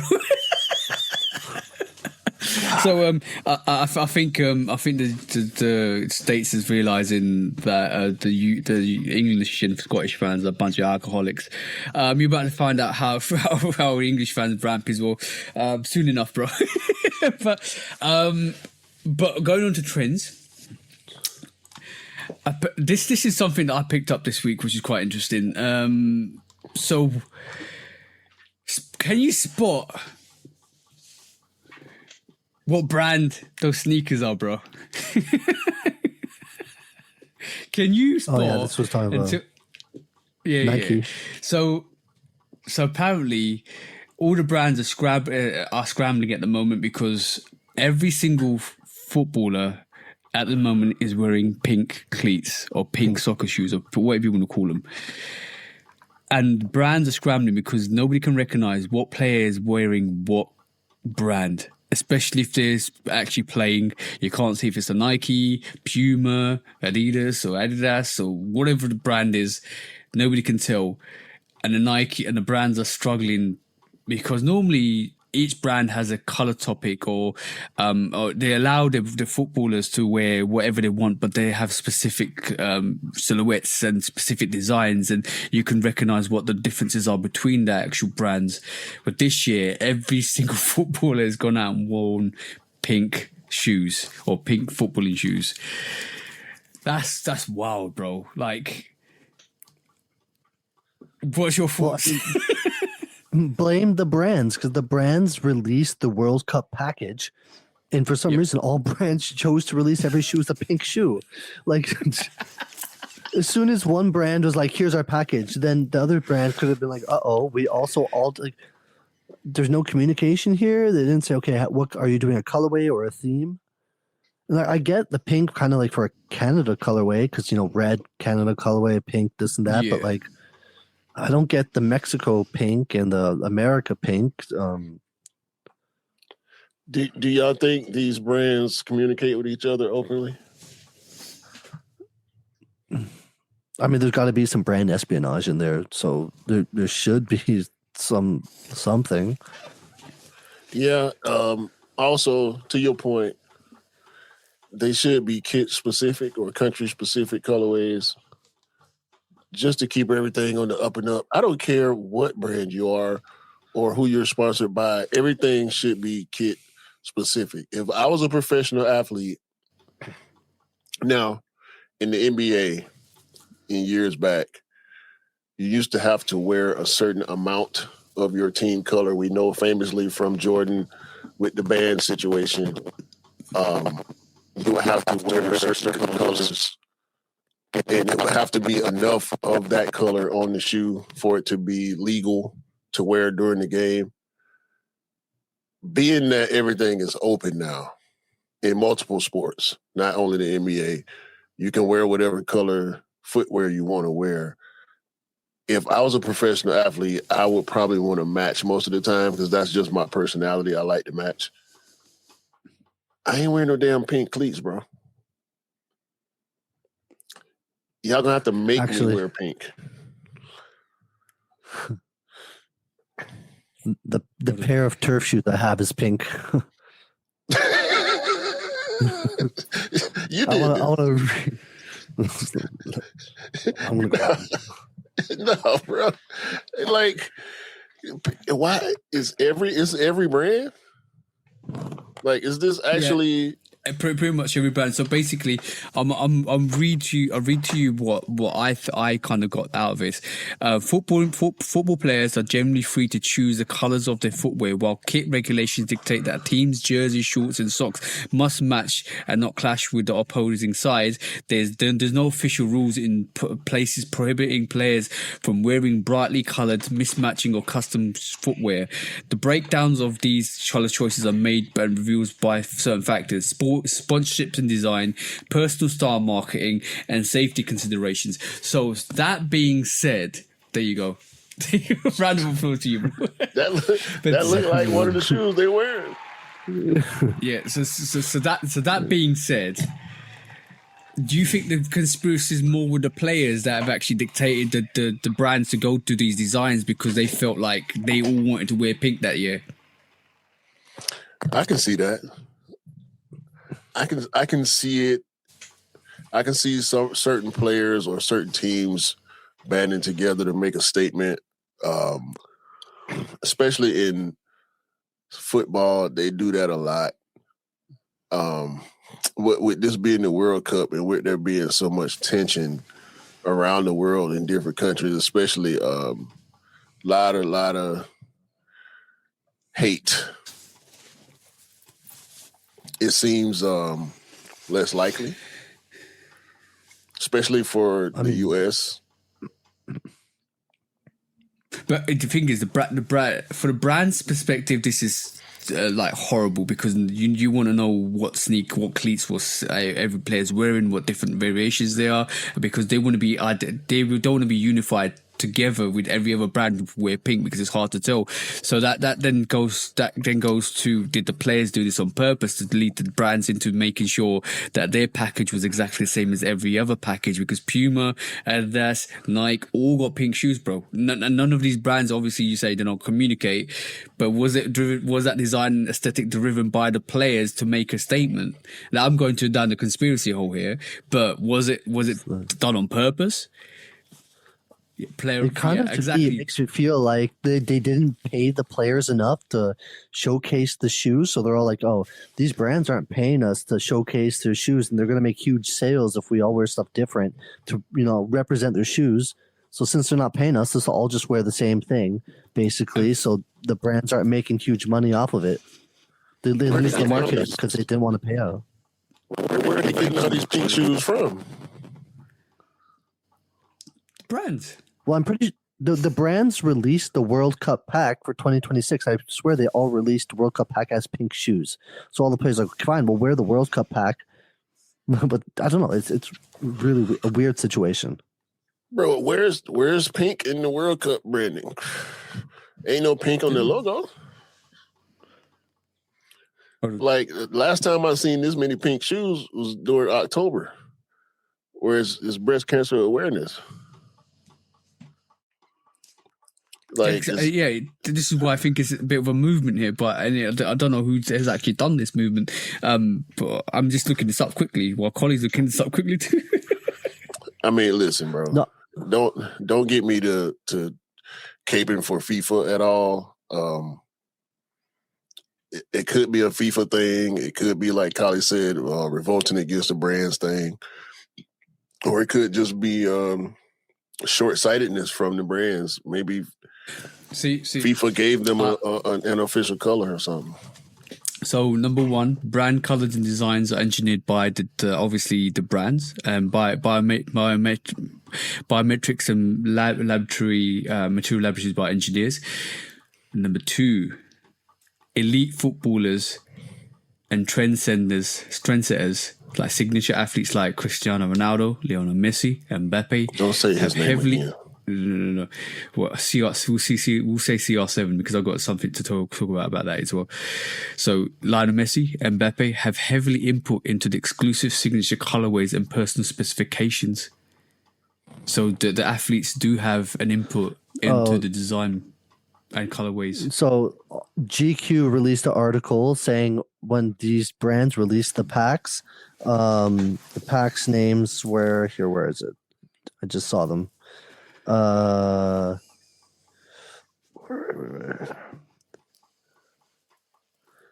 Everyone completely straight up pink. Okay. Showtime pack, Road to Glory pack, Breakout pack, and then all the players requested pink because it stands out and it's bright. So all the players said, "Yeah, we all want pink. It stands out and it's bright." And then so they made the Breakout pack by Nike, the Adidas Road to Glory pack, and Puma Showtime pack. And then they're all like, "Oh yeah, we listen to the players. They want to stand out. It's all pink." But then every player requested pink. So I told you it's a conspiracy. No one's standing out. It's a conspiracy, bro. It's a great job. They did it on purpose. They did it on purpose. Yeah. Round of applause to the players. Yeah, they did it on job. purpose. They did it. And it's got all the brands like panicking because nobody can say. But you can see in the picture which I showcase. You can see what's on Nike, what's on Adidas, and stuff like that. But when they're playing, you can't tell. You cannot tell unless you know what brand the athletes associate with. You can't tell.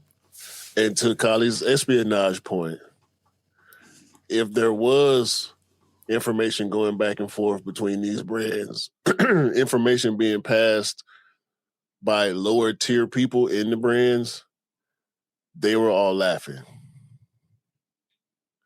Yeah.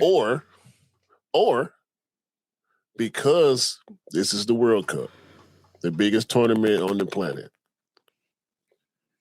the brands were so hush-hush about everything they were doing.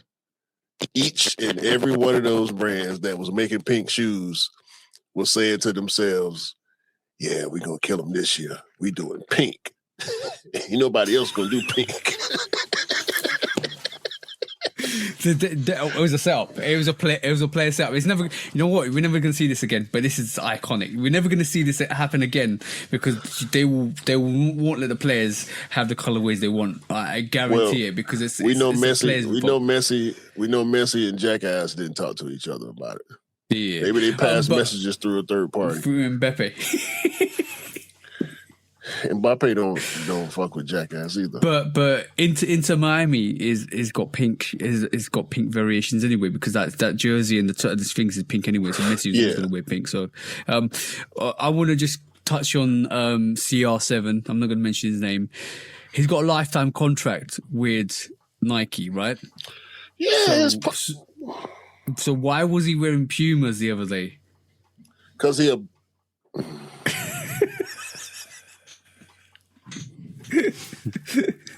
know what? That dude will continuously find a way. I feel like he's doing it on purpose at this point.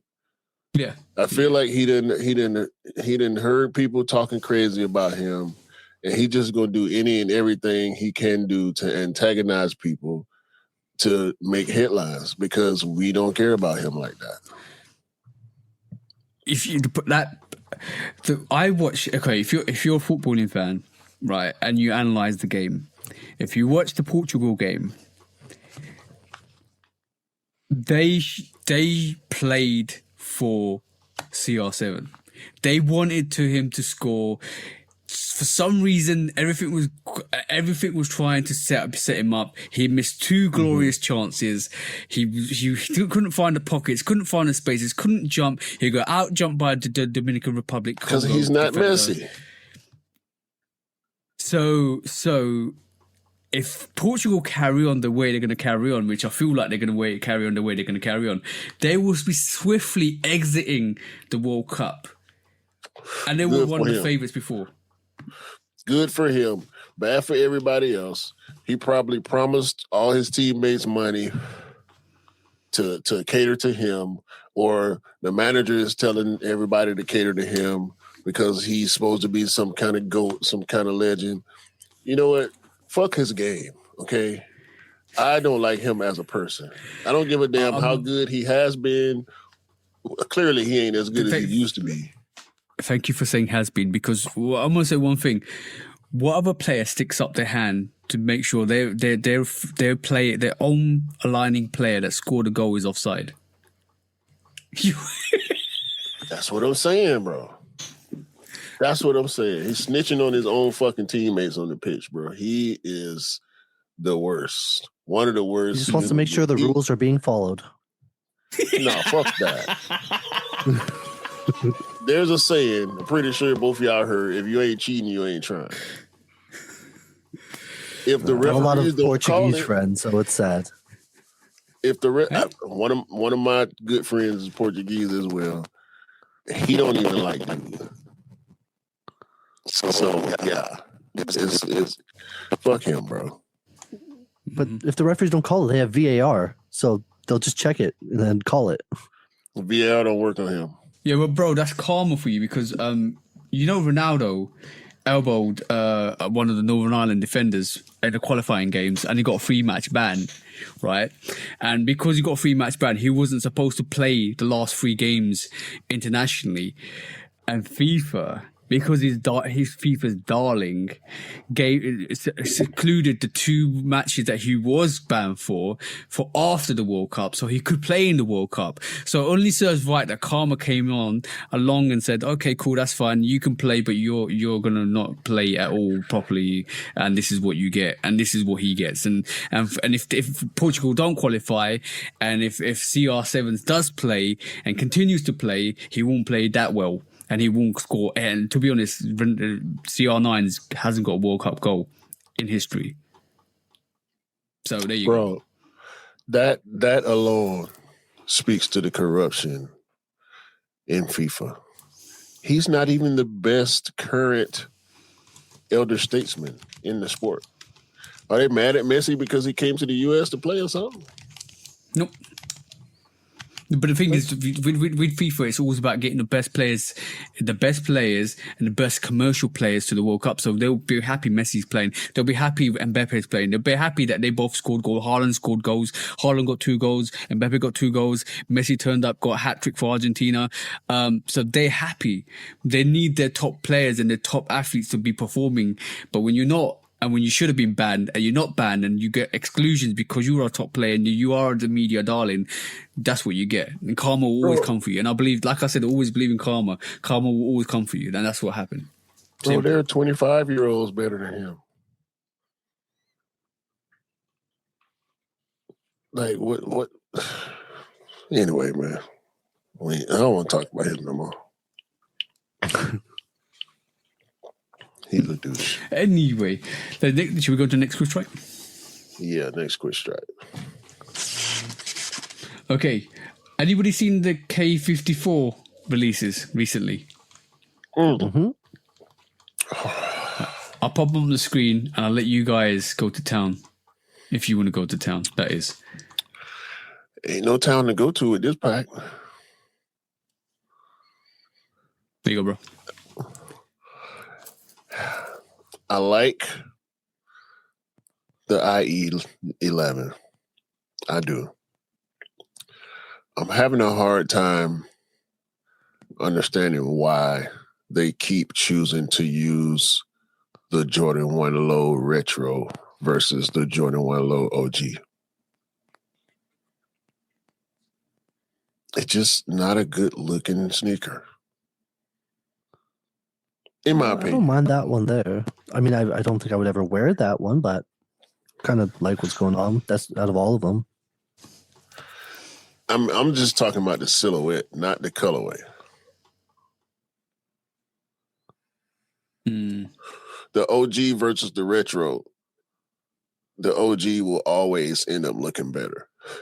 Exact same colorway on an OG, in my opinion, will look much better than that retro. And furthermore, the K54 releases have gotten progressively worse to me. The K54 Jordan 5 is the reason this podcast even exists. I've told this story multiple times. I wanted that sneaker. It was only releasing in Europe. I asked Mr. V, shout out to Mr. V, do you know anybody in Europe who can help me get this sneaker? And that's how I met TJ. So I will always have love for K54 as an organization. Obviously, I'm a basketball guy, so it's a basketball tournament. Shout out to all the players who participate. I love the dunk contest and the pageantry that goes along with the tournament. But I've been thoroughly disappointed for probably the past 3 years, at least the past 3 years, with the releases that they bring from the tournament. Yeah, I'm a bit disappointed in that Jordan 1 low. It's not, like you said, it's not a retro. It's a retro. No, it is a retro. OG. Yeah, it's a retro rather than an OG. So it's obviously the swoosh that you got the wings at the back at the bottom rather than the top. It looks like it's it almost look, because it's shiny. I'm leading towards it's more like a glossy leather on it. Yeah, patent leather, glossy leather. The IE, I think is nice. That's the third variation is the Jordan Triangle, which is, I think it's a new variation they're trying to push. Well, it's it's one of the mainline Jordan basketball shoes. I don't think they really attached any player to it, but I'm not mad at the silhouette. No, forgive me for saying this, but it does. I'm showcase this a bit. It does kind of remind me a bit. I'm not going to lean into it a lot, but it reminds me of like Ant-Man's one a bit, slightly, if I'm honest. But it's probably the silhouette. It's just the shape rather than the silhouette itself. But I think these are three sneakers coming from K54. I'm gonna be honest with you. I think over the last couple of years they've not done out of that whole thing. I think the 11 IE is probably the best, and the other two probably. Cool. Yeah, but they haven't. Oh, they've been disappointing for quite a while now in terms of the releases. It's just for me.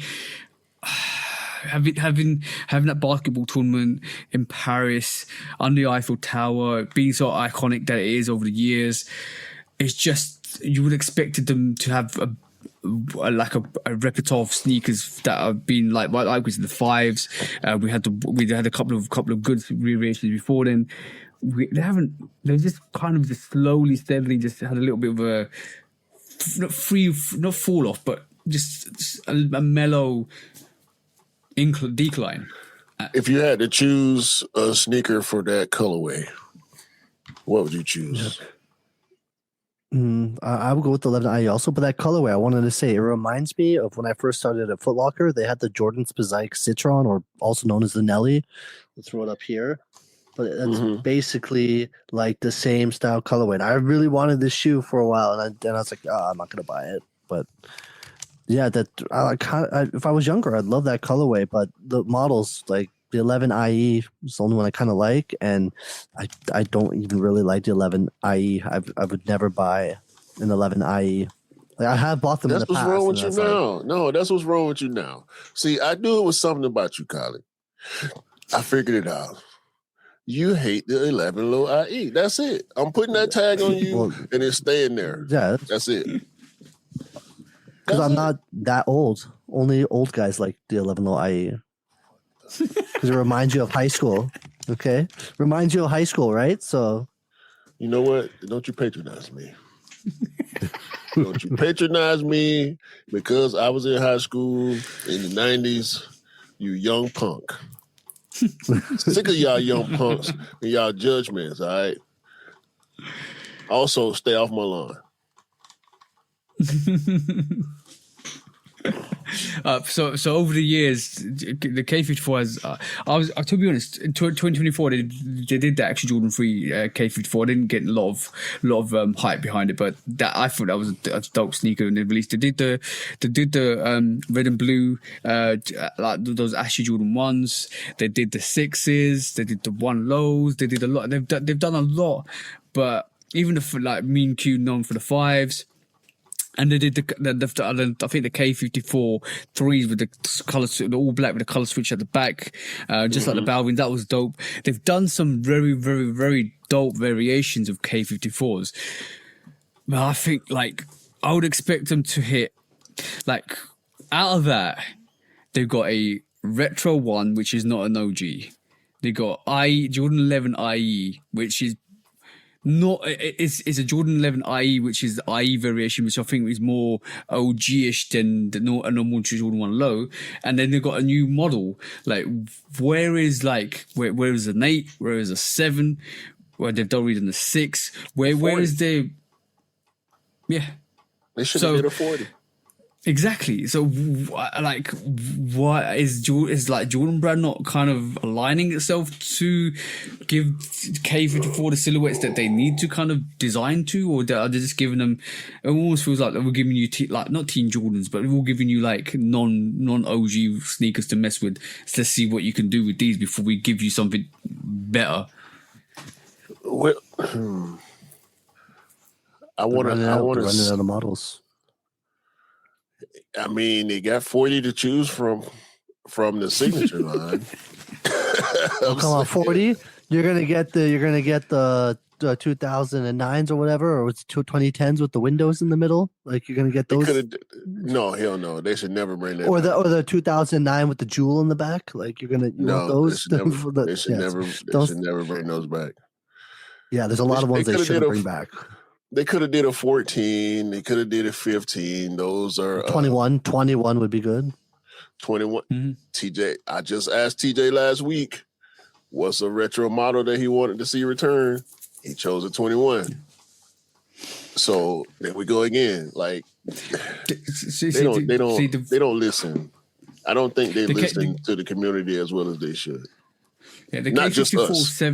No. The K54-7 that came out in 2022, that just went under the radar, bro.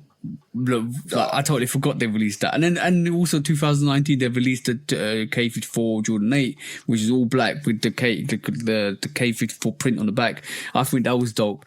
But like, you've done a 3 and you've done another 3, and it almost like these sneakers are starting to go under the radar. So like Jordan Brand's like, what's the point?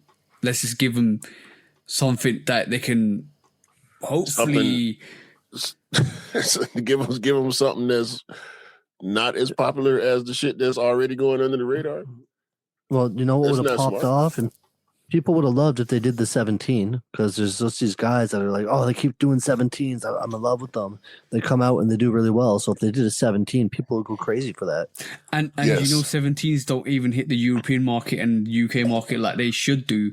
And if they did that 17 in the UK or in the European market, they would fly. Because there's a lot of people out here that want 17s. And like one of them we know already from the group, Anish, shout out to you, bro.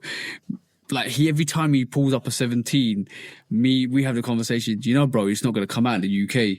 He's like, I know. I need to go and get it from abroad or from the resale platforms or something like that, because they don't do it. So if you know there's a market out here, the K54 17 would have been dope. Like absolutely dope if it came out to the European market. Jordan Brand, give us a contract. Hurry up too.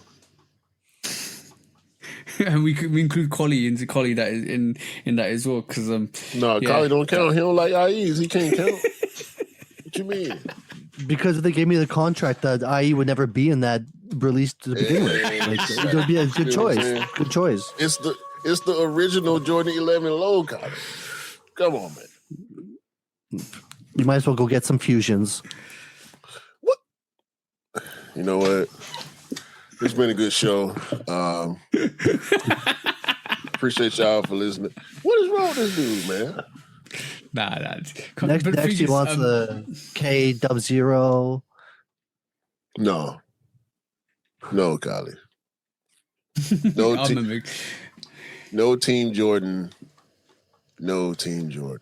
Well, I mean, some of them might be a little viable. Like I'm joking, of course, but they just got to do better, bro. K54 was once a celebrated line. People couldn't wait for them to drop every year, and now nobody cares. That's the thing. I mean, I was one of those people who was waiting to see what they would do every year. So yeah, and the thing is, what we're gonna get next year, Team Jordans. Like, are they gonna start doing like Team Jordans for? Like, it's almost like it's almost disrespectful. I'm gonna be honest. It almost feels disrespectful. If they did a 14 and a 15 or a 17 or a 21 and showcase new models for the European market that don't get these models in the European market, then they will sell. 100% they will sell. There's people out there that will pick them up. You might need to bring Nike in, bro.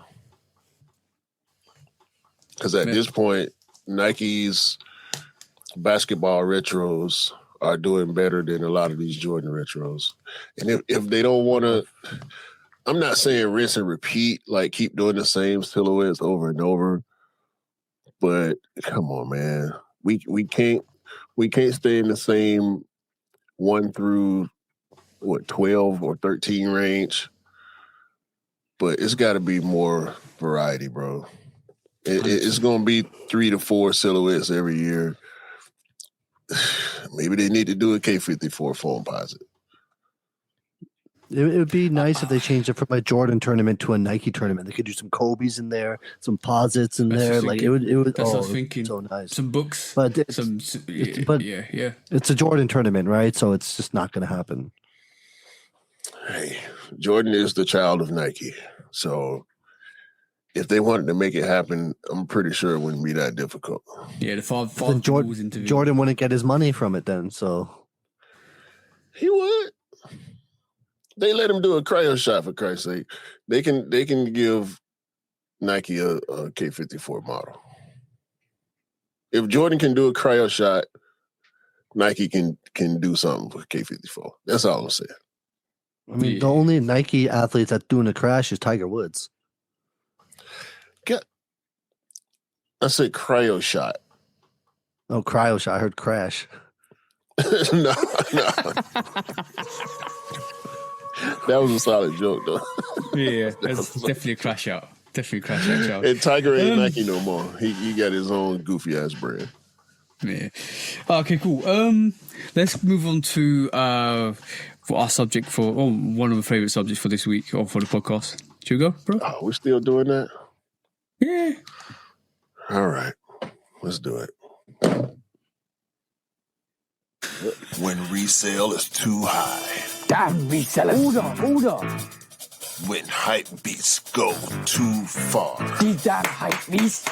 Order in the court. Order. When the back door opens. Guilty. It's time for Order in the court. the sneaker court of public Guilty. opinion.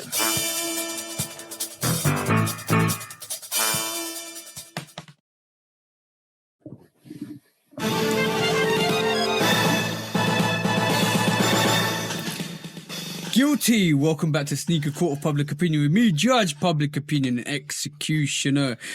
We finally made it to this segment with all the technical difficulties we've had, which is great. With Q still awake, which is great, and Collie's got our court case for today. Go on, bro. Collie? Yeah. It's your court case. Well, I mean, we were going to talk about the whole social media of the fake rep guys disappearing because they used to say, "Oh, I'm here because I love sneakers," but as soon as the hype died down, a lot of these guys are no longer promoting buying rep sneakers. They kind of fell off. I mean, there's still the odd people doing hauls, but the people that so much love sneakers and that's why they buy reps because they want to have a bunch of pairs, they disappeared. So I think they're guilty of just following a trend and not really loving the game of sneakers. I would agree with that. Q? Yeah, bro. I think it's fortunate for us. We famously had beef with a bunch of the UA dudes, and the main UA jackass ended up attacking you, and it serves him right. It serves him right for trying to mislead people into believing that the UAs and the retail pairs are the same. It serves them right for disguising being third-party UA resellers as being content creators, and their downfall is justified. I agree. So as soon as sneakers were easy to get, they had no excuse to buy sneakers or buy fake sneakers. And if they're still buying fake sneakers, then they're not real sneakerheads because obviously, if you can get your sneakers for retail or below retail, you shouldn't be going and sourcing these UA platforms to get your sneakers. And yeah, if you're still not in the game and you was only there for the popularity of selling your UAs and putting promo codes all over your platforms and social media platforms just to get a monetary value from people, things that was hyped, and most of these people probably moved on to something different in terms of hype. It could be whatever it is. Who cares? Because thank God they're not in our actual hemisphere anymore, which is great. But on that, I'm just gonna say.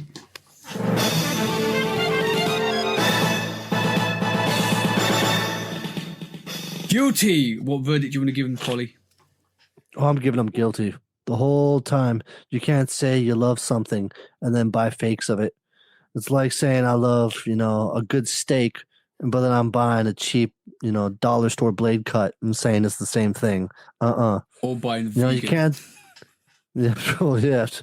You can't say that. Oh, I love sneakers. Just screw the resellers. I'm not sell it buying the price. But you guys never even try for raffles or anything.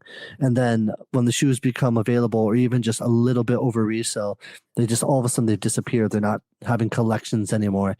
And now even they wanted to get out of it. They don't like sneakers. They were just there for the hype. They can't even sell those sneakers. So it was all a waste of money. Facts. These are dudes that say they love hamburgers, but all they eat is grilled cheese.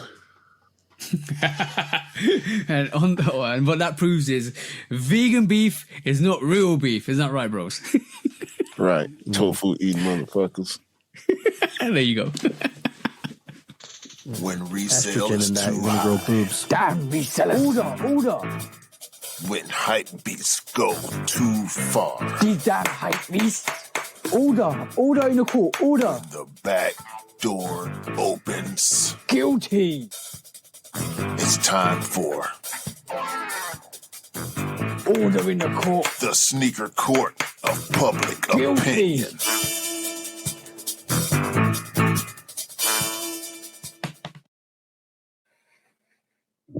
I think we missed your last comment. You want to say that again, bro? I was saying, you eat too much vegan food like tofu and stuff like that. There's a lot of estrogen in there. You're gonna grow some man boobs. Oh, you man boob having y'all some A cups. Oh no, but that's their twits. I don't know, they're tits anyway. So Twits with tits. Yeah, gynecomastia. Yo. And not the good one from taking roids, just the bad eating habits one. yeah, Man. there you go. All right, let's round this off quickly with some discounts, bro. What you got? Got a good amount of discounts. Let's By the fly way, through 'em. before I say this, shout out to the Williams sisters. They're back in doubles. They're gonna compete at doubles at Wimbledon. be afraid. Be very afraid. Fat Joe turned around and showed up with another exclusive pair. The Madison Square Garden Jordan 1 Low OG.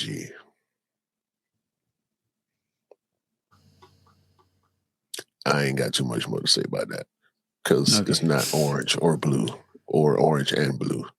It don't make sense for a shoe to represent the arena that the Knicks play in, but it looked like a Chicago.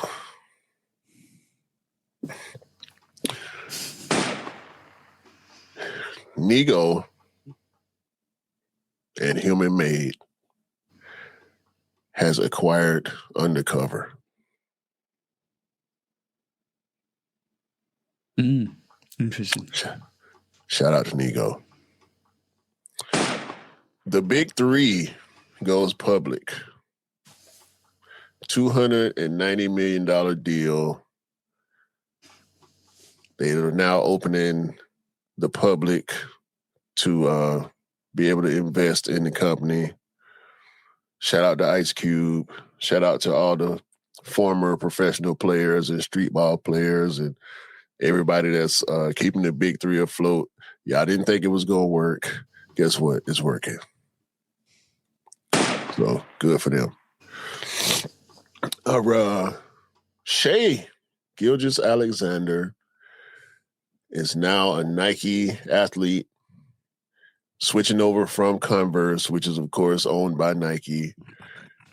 We've been seeing the Shai one for 1,000 years now, 80 billion different colorways. He's now shifted to Nike. Yeah, about as many as we saw in the book one, but it's okay. No, it wasn't as many as the book one, but shout out to Shai, I guess. As a professional athlete, if I'm going to sign under Nike, I wouldn't want to go to one of the subsidiary brands. I would want to be with the big swoosh. So I'm guessing that was his goal from the get-go. Maybe he wanted to try something different with Converse, but whatever. Speaking of Nike athletes, that chick that played for Indiana, her shoe finna come out next discount. No, fuck her. Yeah, that's from me to her. Fuck her. And we just whooped their ass the other day. And I'm going to see them today. Hopefully we whoop their ass again. Let's go, Angel. Asia Wilson, first female basketball athlete, WNBA athlete to be featured on the Wheaties box. Solo, that is. Another brown Air Max 95. Is that what we need? Yes. Was it SP? No. Mink brown Air Max 95, Big Bubble. Oh, Big Bubble, sorry. Yeah. Shout out to 110's Lad for keeping us up to date with all the releases in 95 news. But it's like the 5th or 6th brown 95 we'd have had in the past couple of years. Unearthed, all that stuff. Yeah, you see that. Photography, the SB brown one, Ducks of a Feather. Mm-hmm. Just a lot of brown 95s. I don't know if we need any more. Norway brought their own food to the World Cup. Not only Norway. Argentina bought 500 kg worth of prime Argentinian beef as well. Norway brought 1,000 kgs. Yeah, I broke it down. I looked at the breakdown. Atlantic salmon, 6,000 oranges. Yeah. Don't trust your food, bro. No. I don't blame them. For some reason, there's a 20-year-old woman from Memphis, Tennessee, who has been doing basement braces. like braces for your teeth. Okay.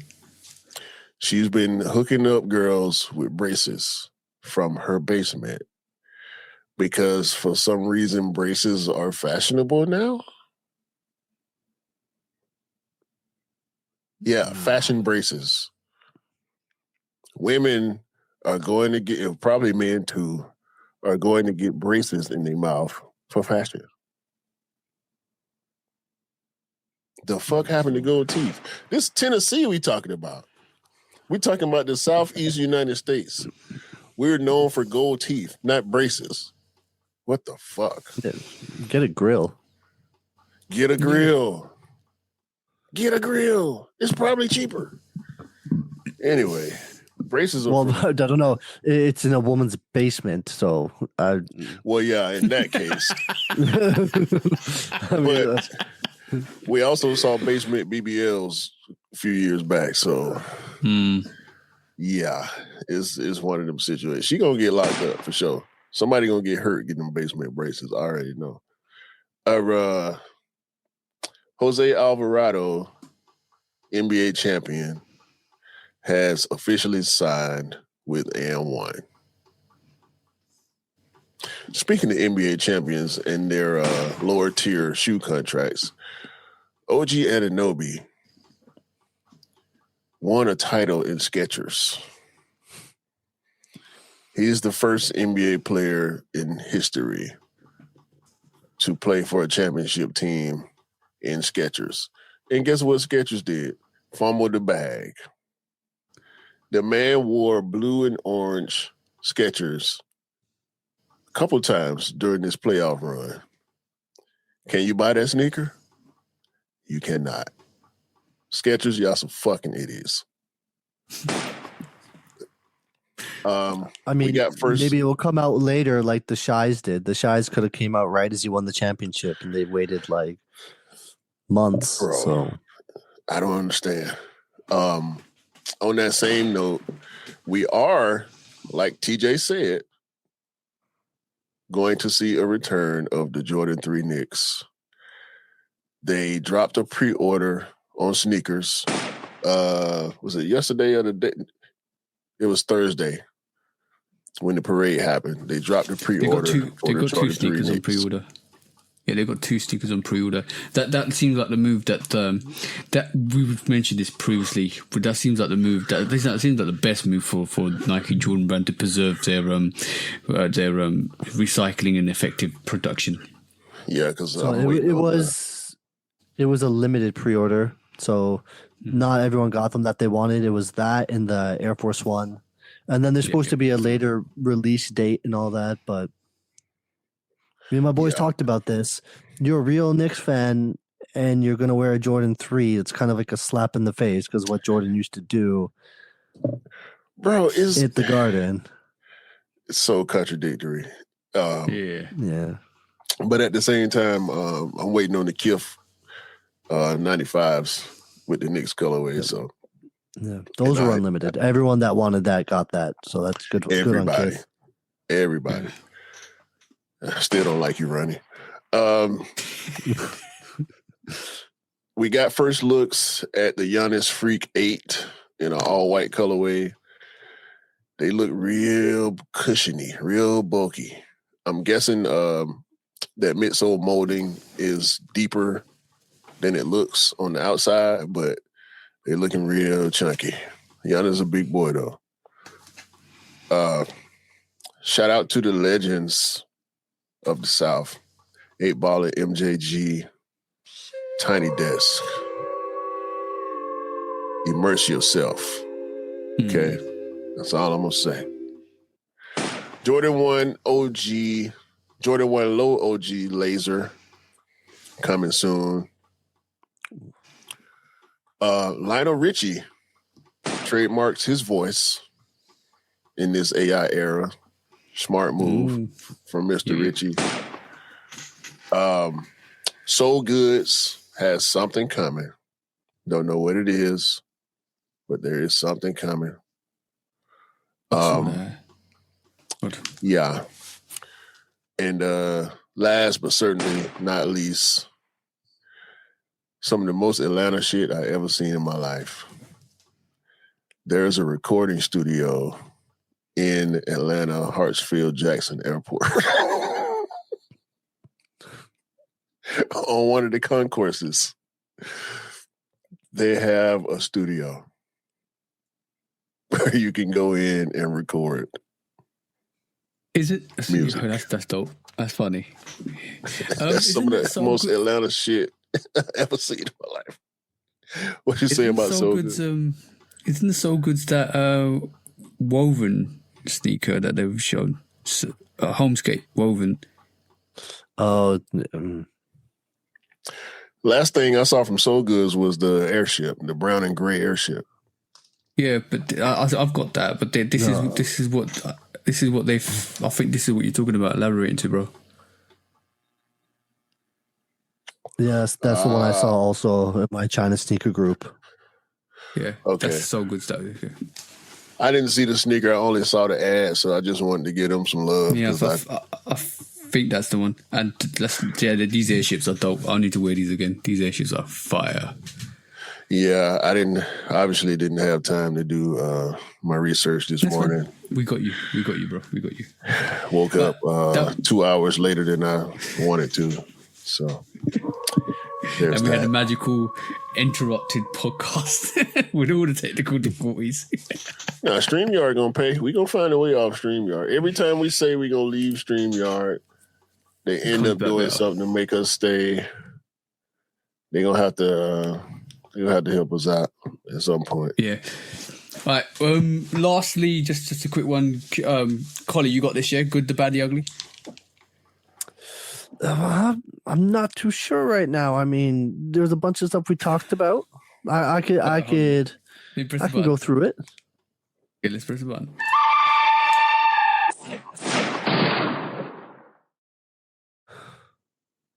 The good, the bad, the ugly this week. Collie, what you got? All right. So the good from this whole thing I take away is that sneakers and the community are in a better place they've ever been. The people that truly love sneakers and have this whole time are still here. The community is stronger than ever, helping each other deal with issues from the stores or anything that comes up, getting pairs, doing all that. The bad, let's just say the bad is the whole situation of reps. It's still around, but it's not the same as it used to be. It's not flooding the market.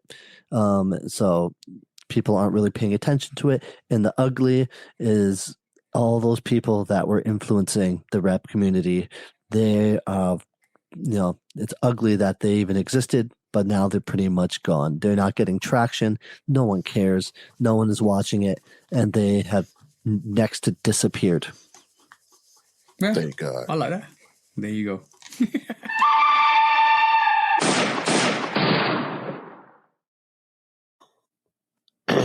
Round of applause to you, Collie.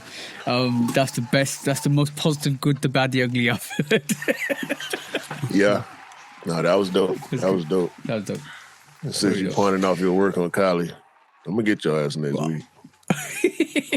Wait till Kylie leaves. No, wait till Kylie leave. I'm back on your ass. I'm telling you. We appreciate the bro.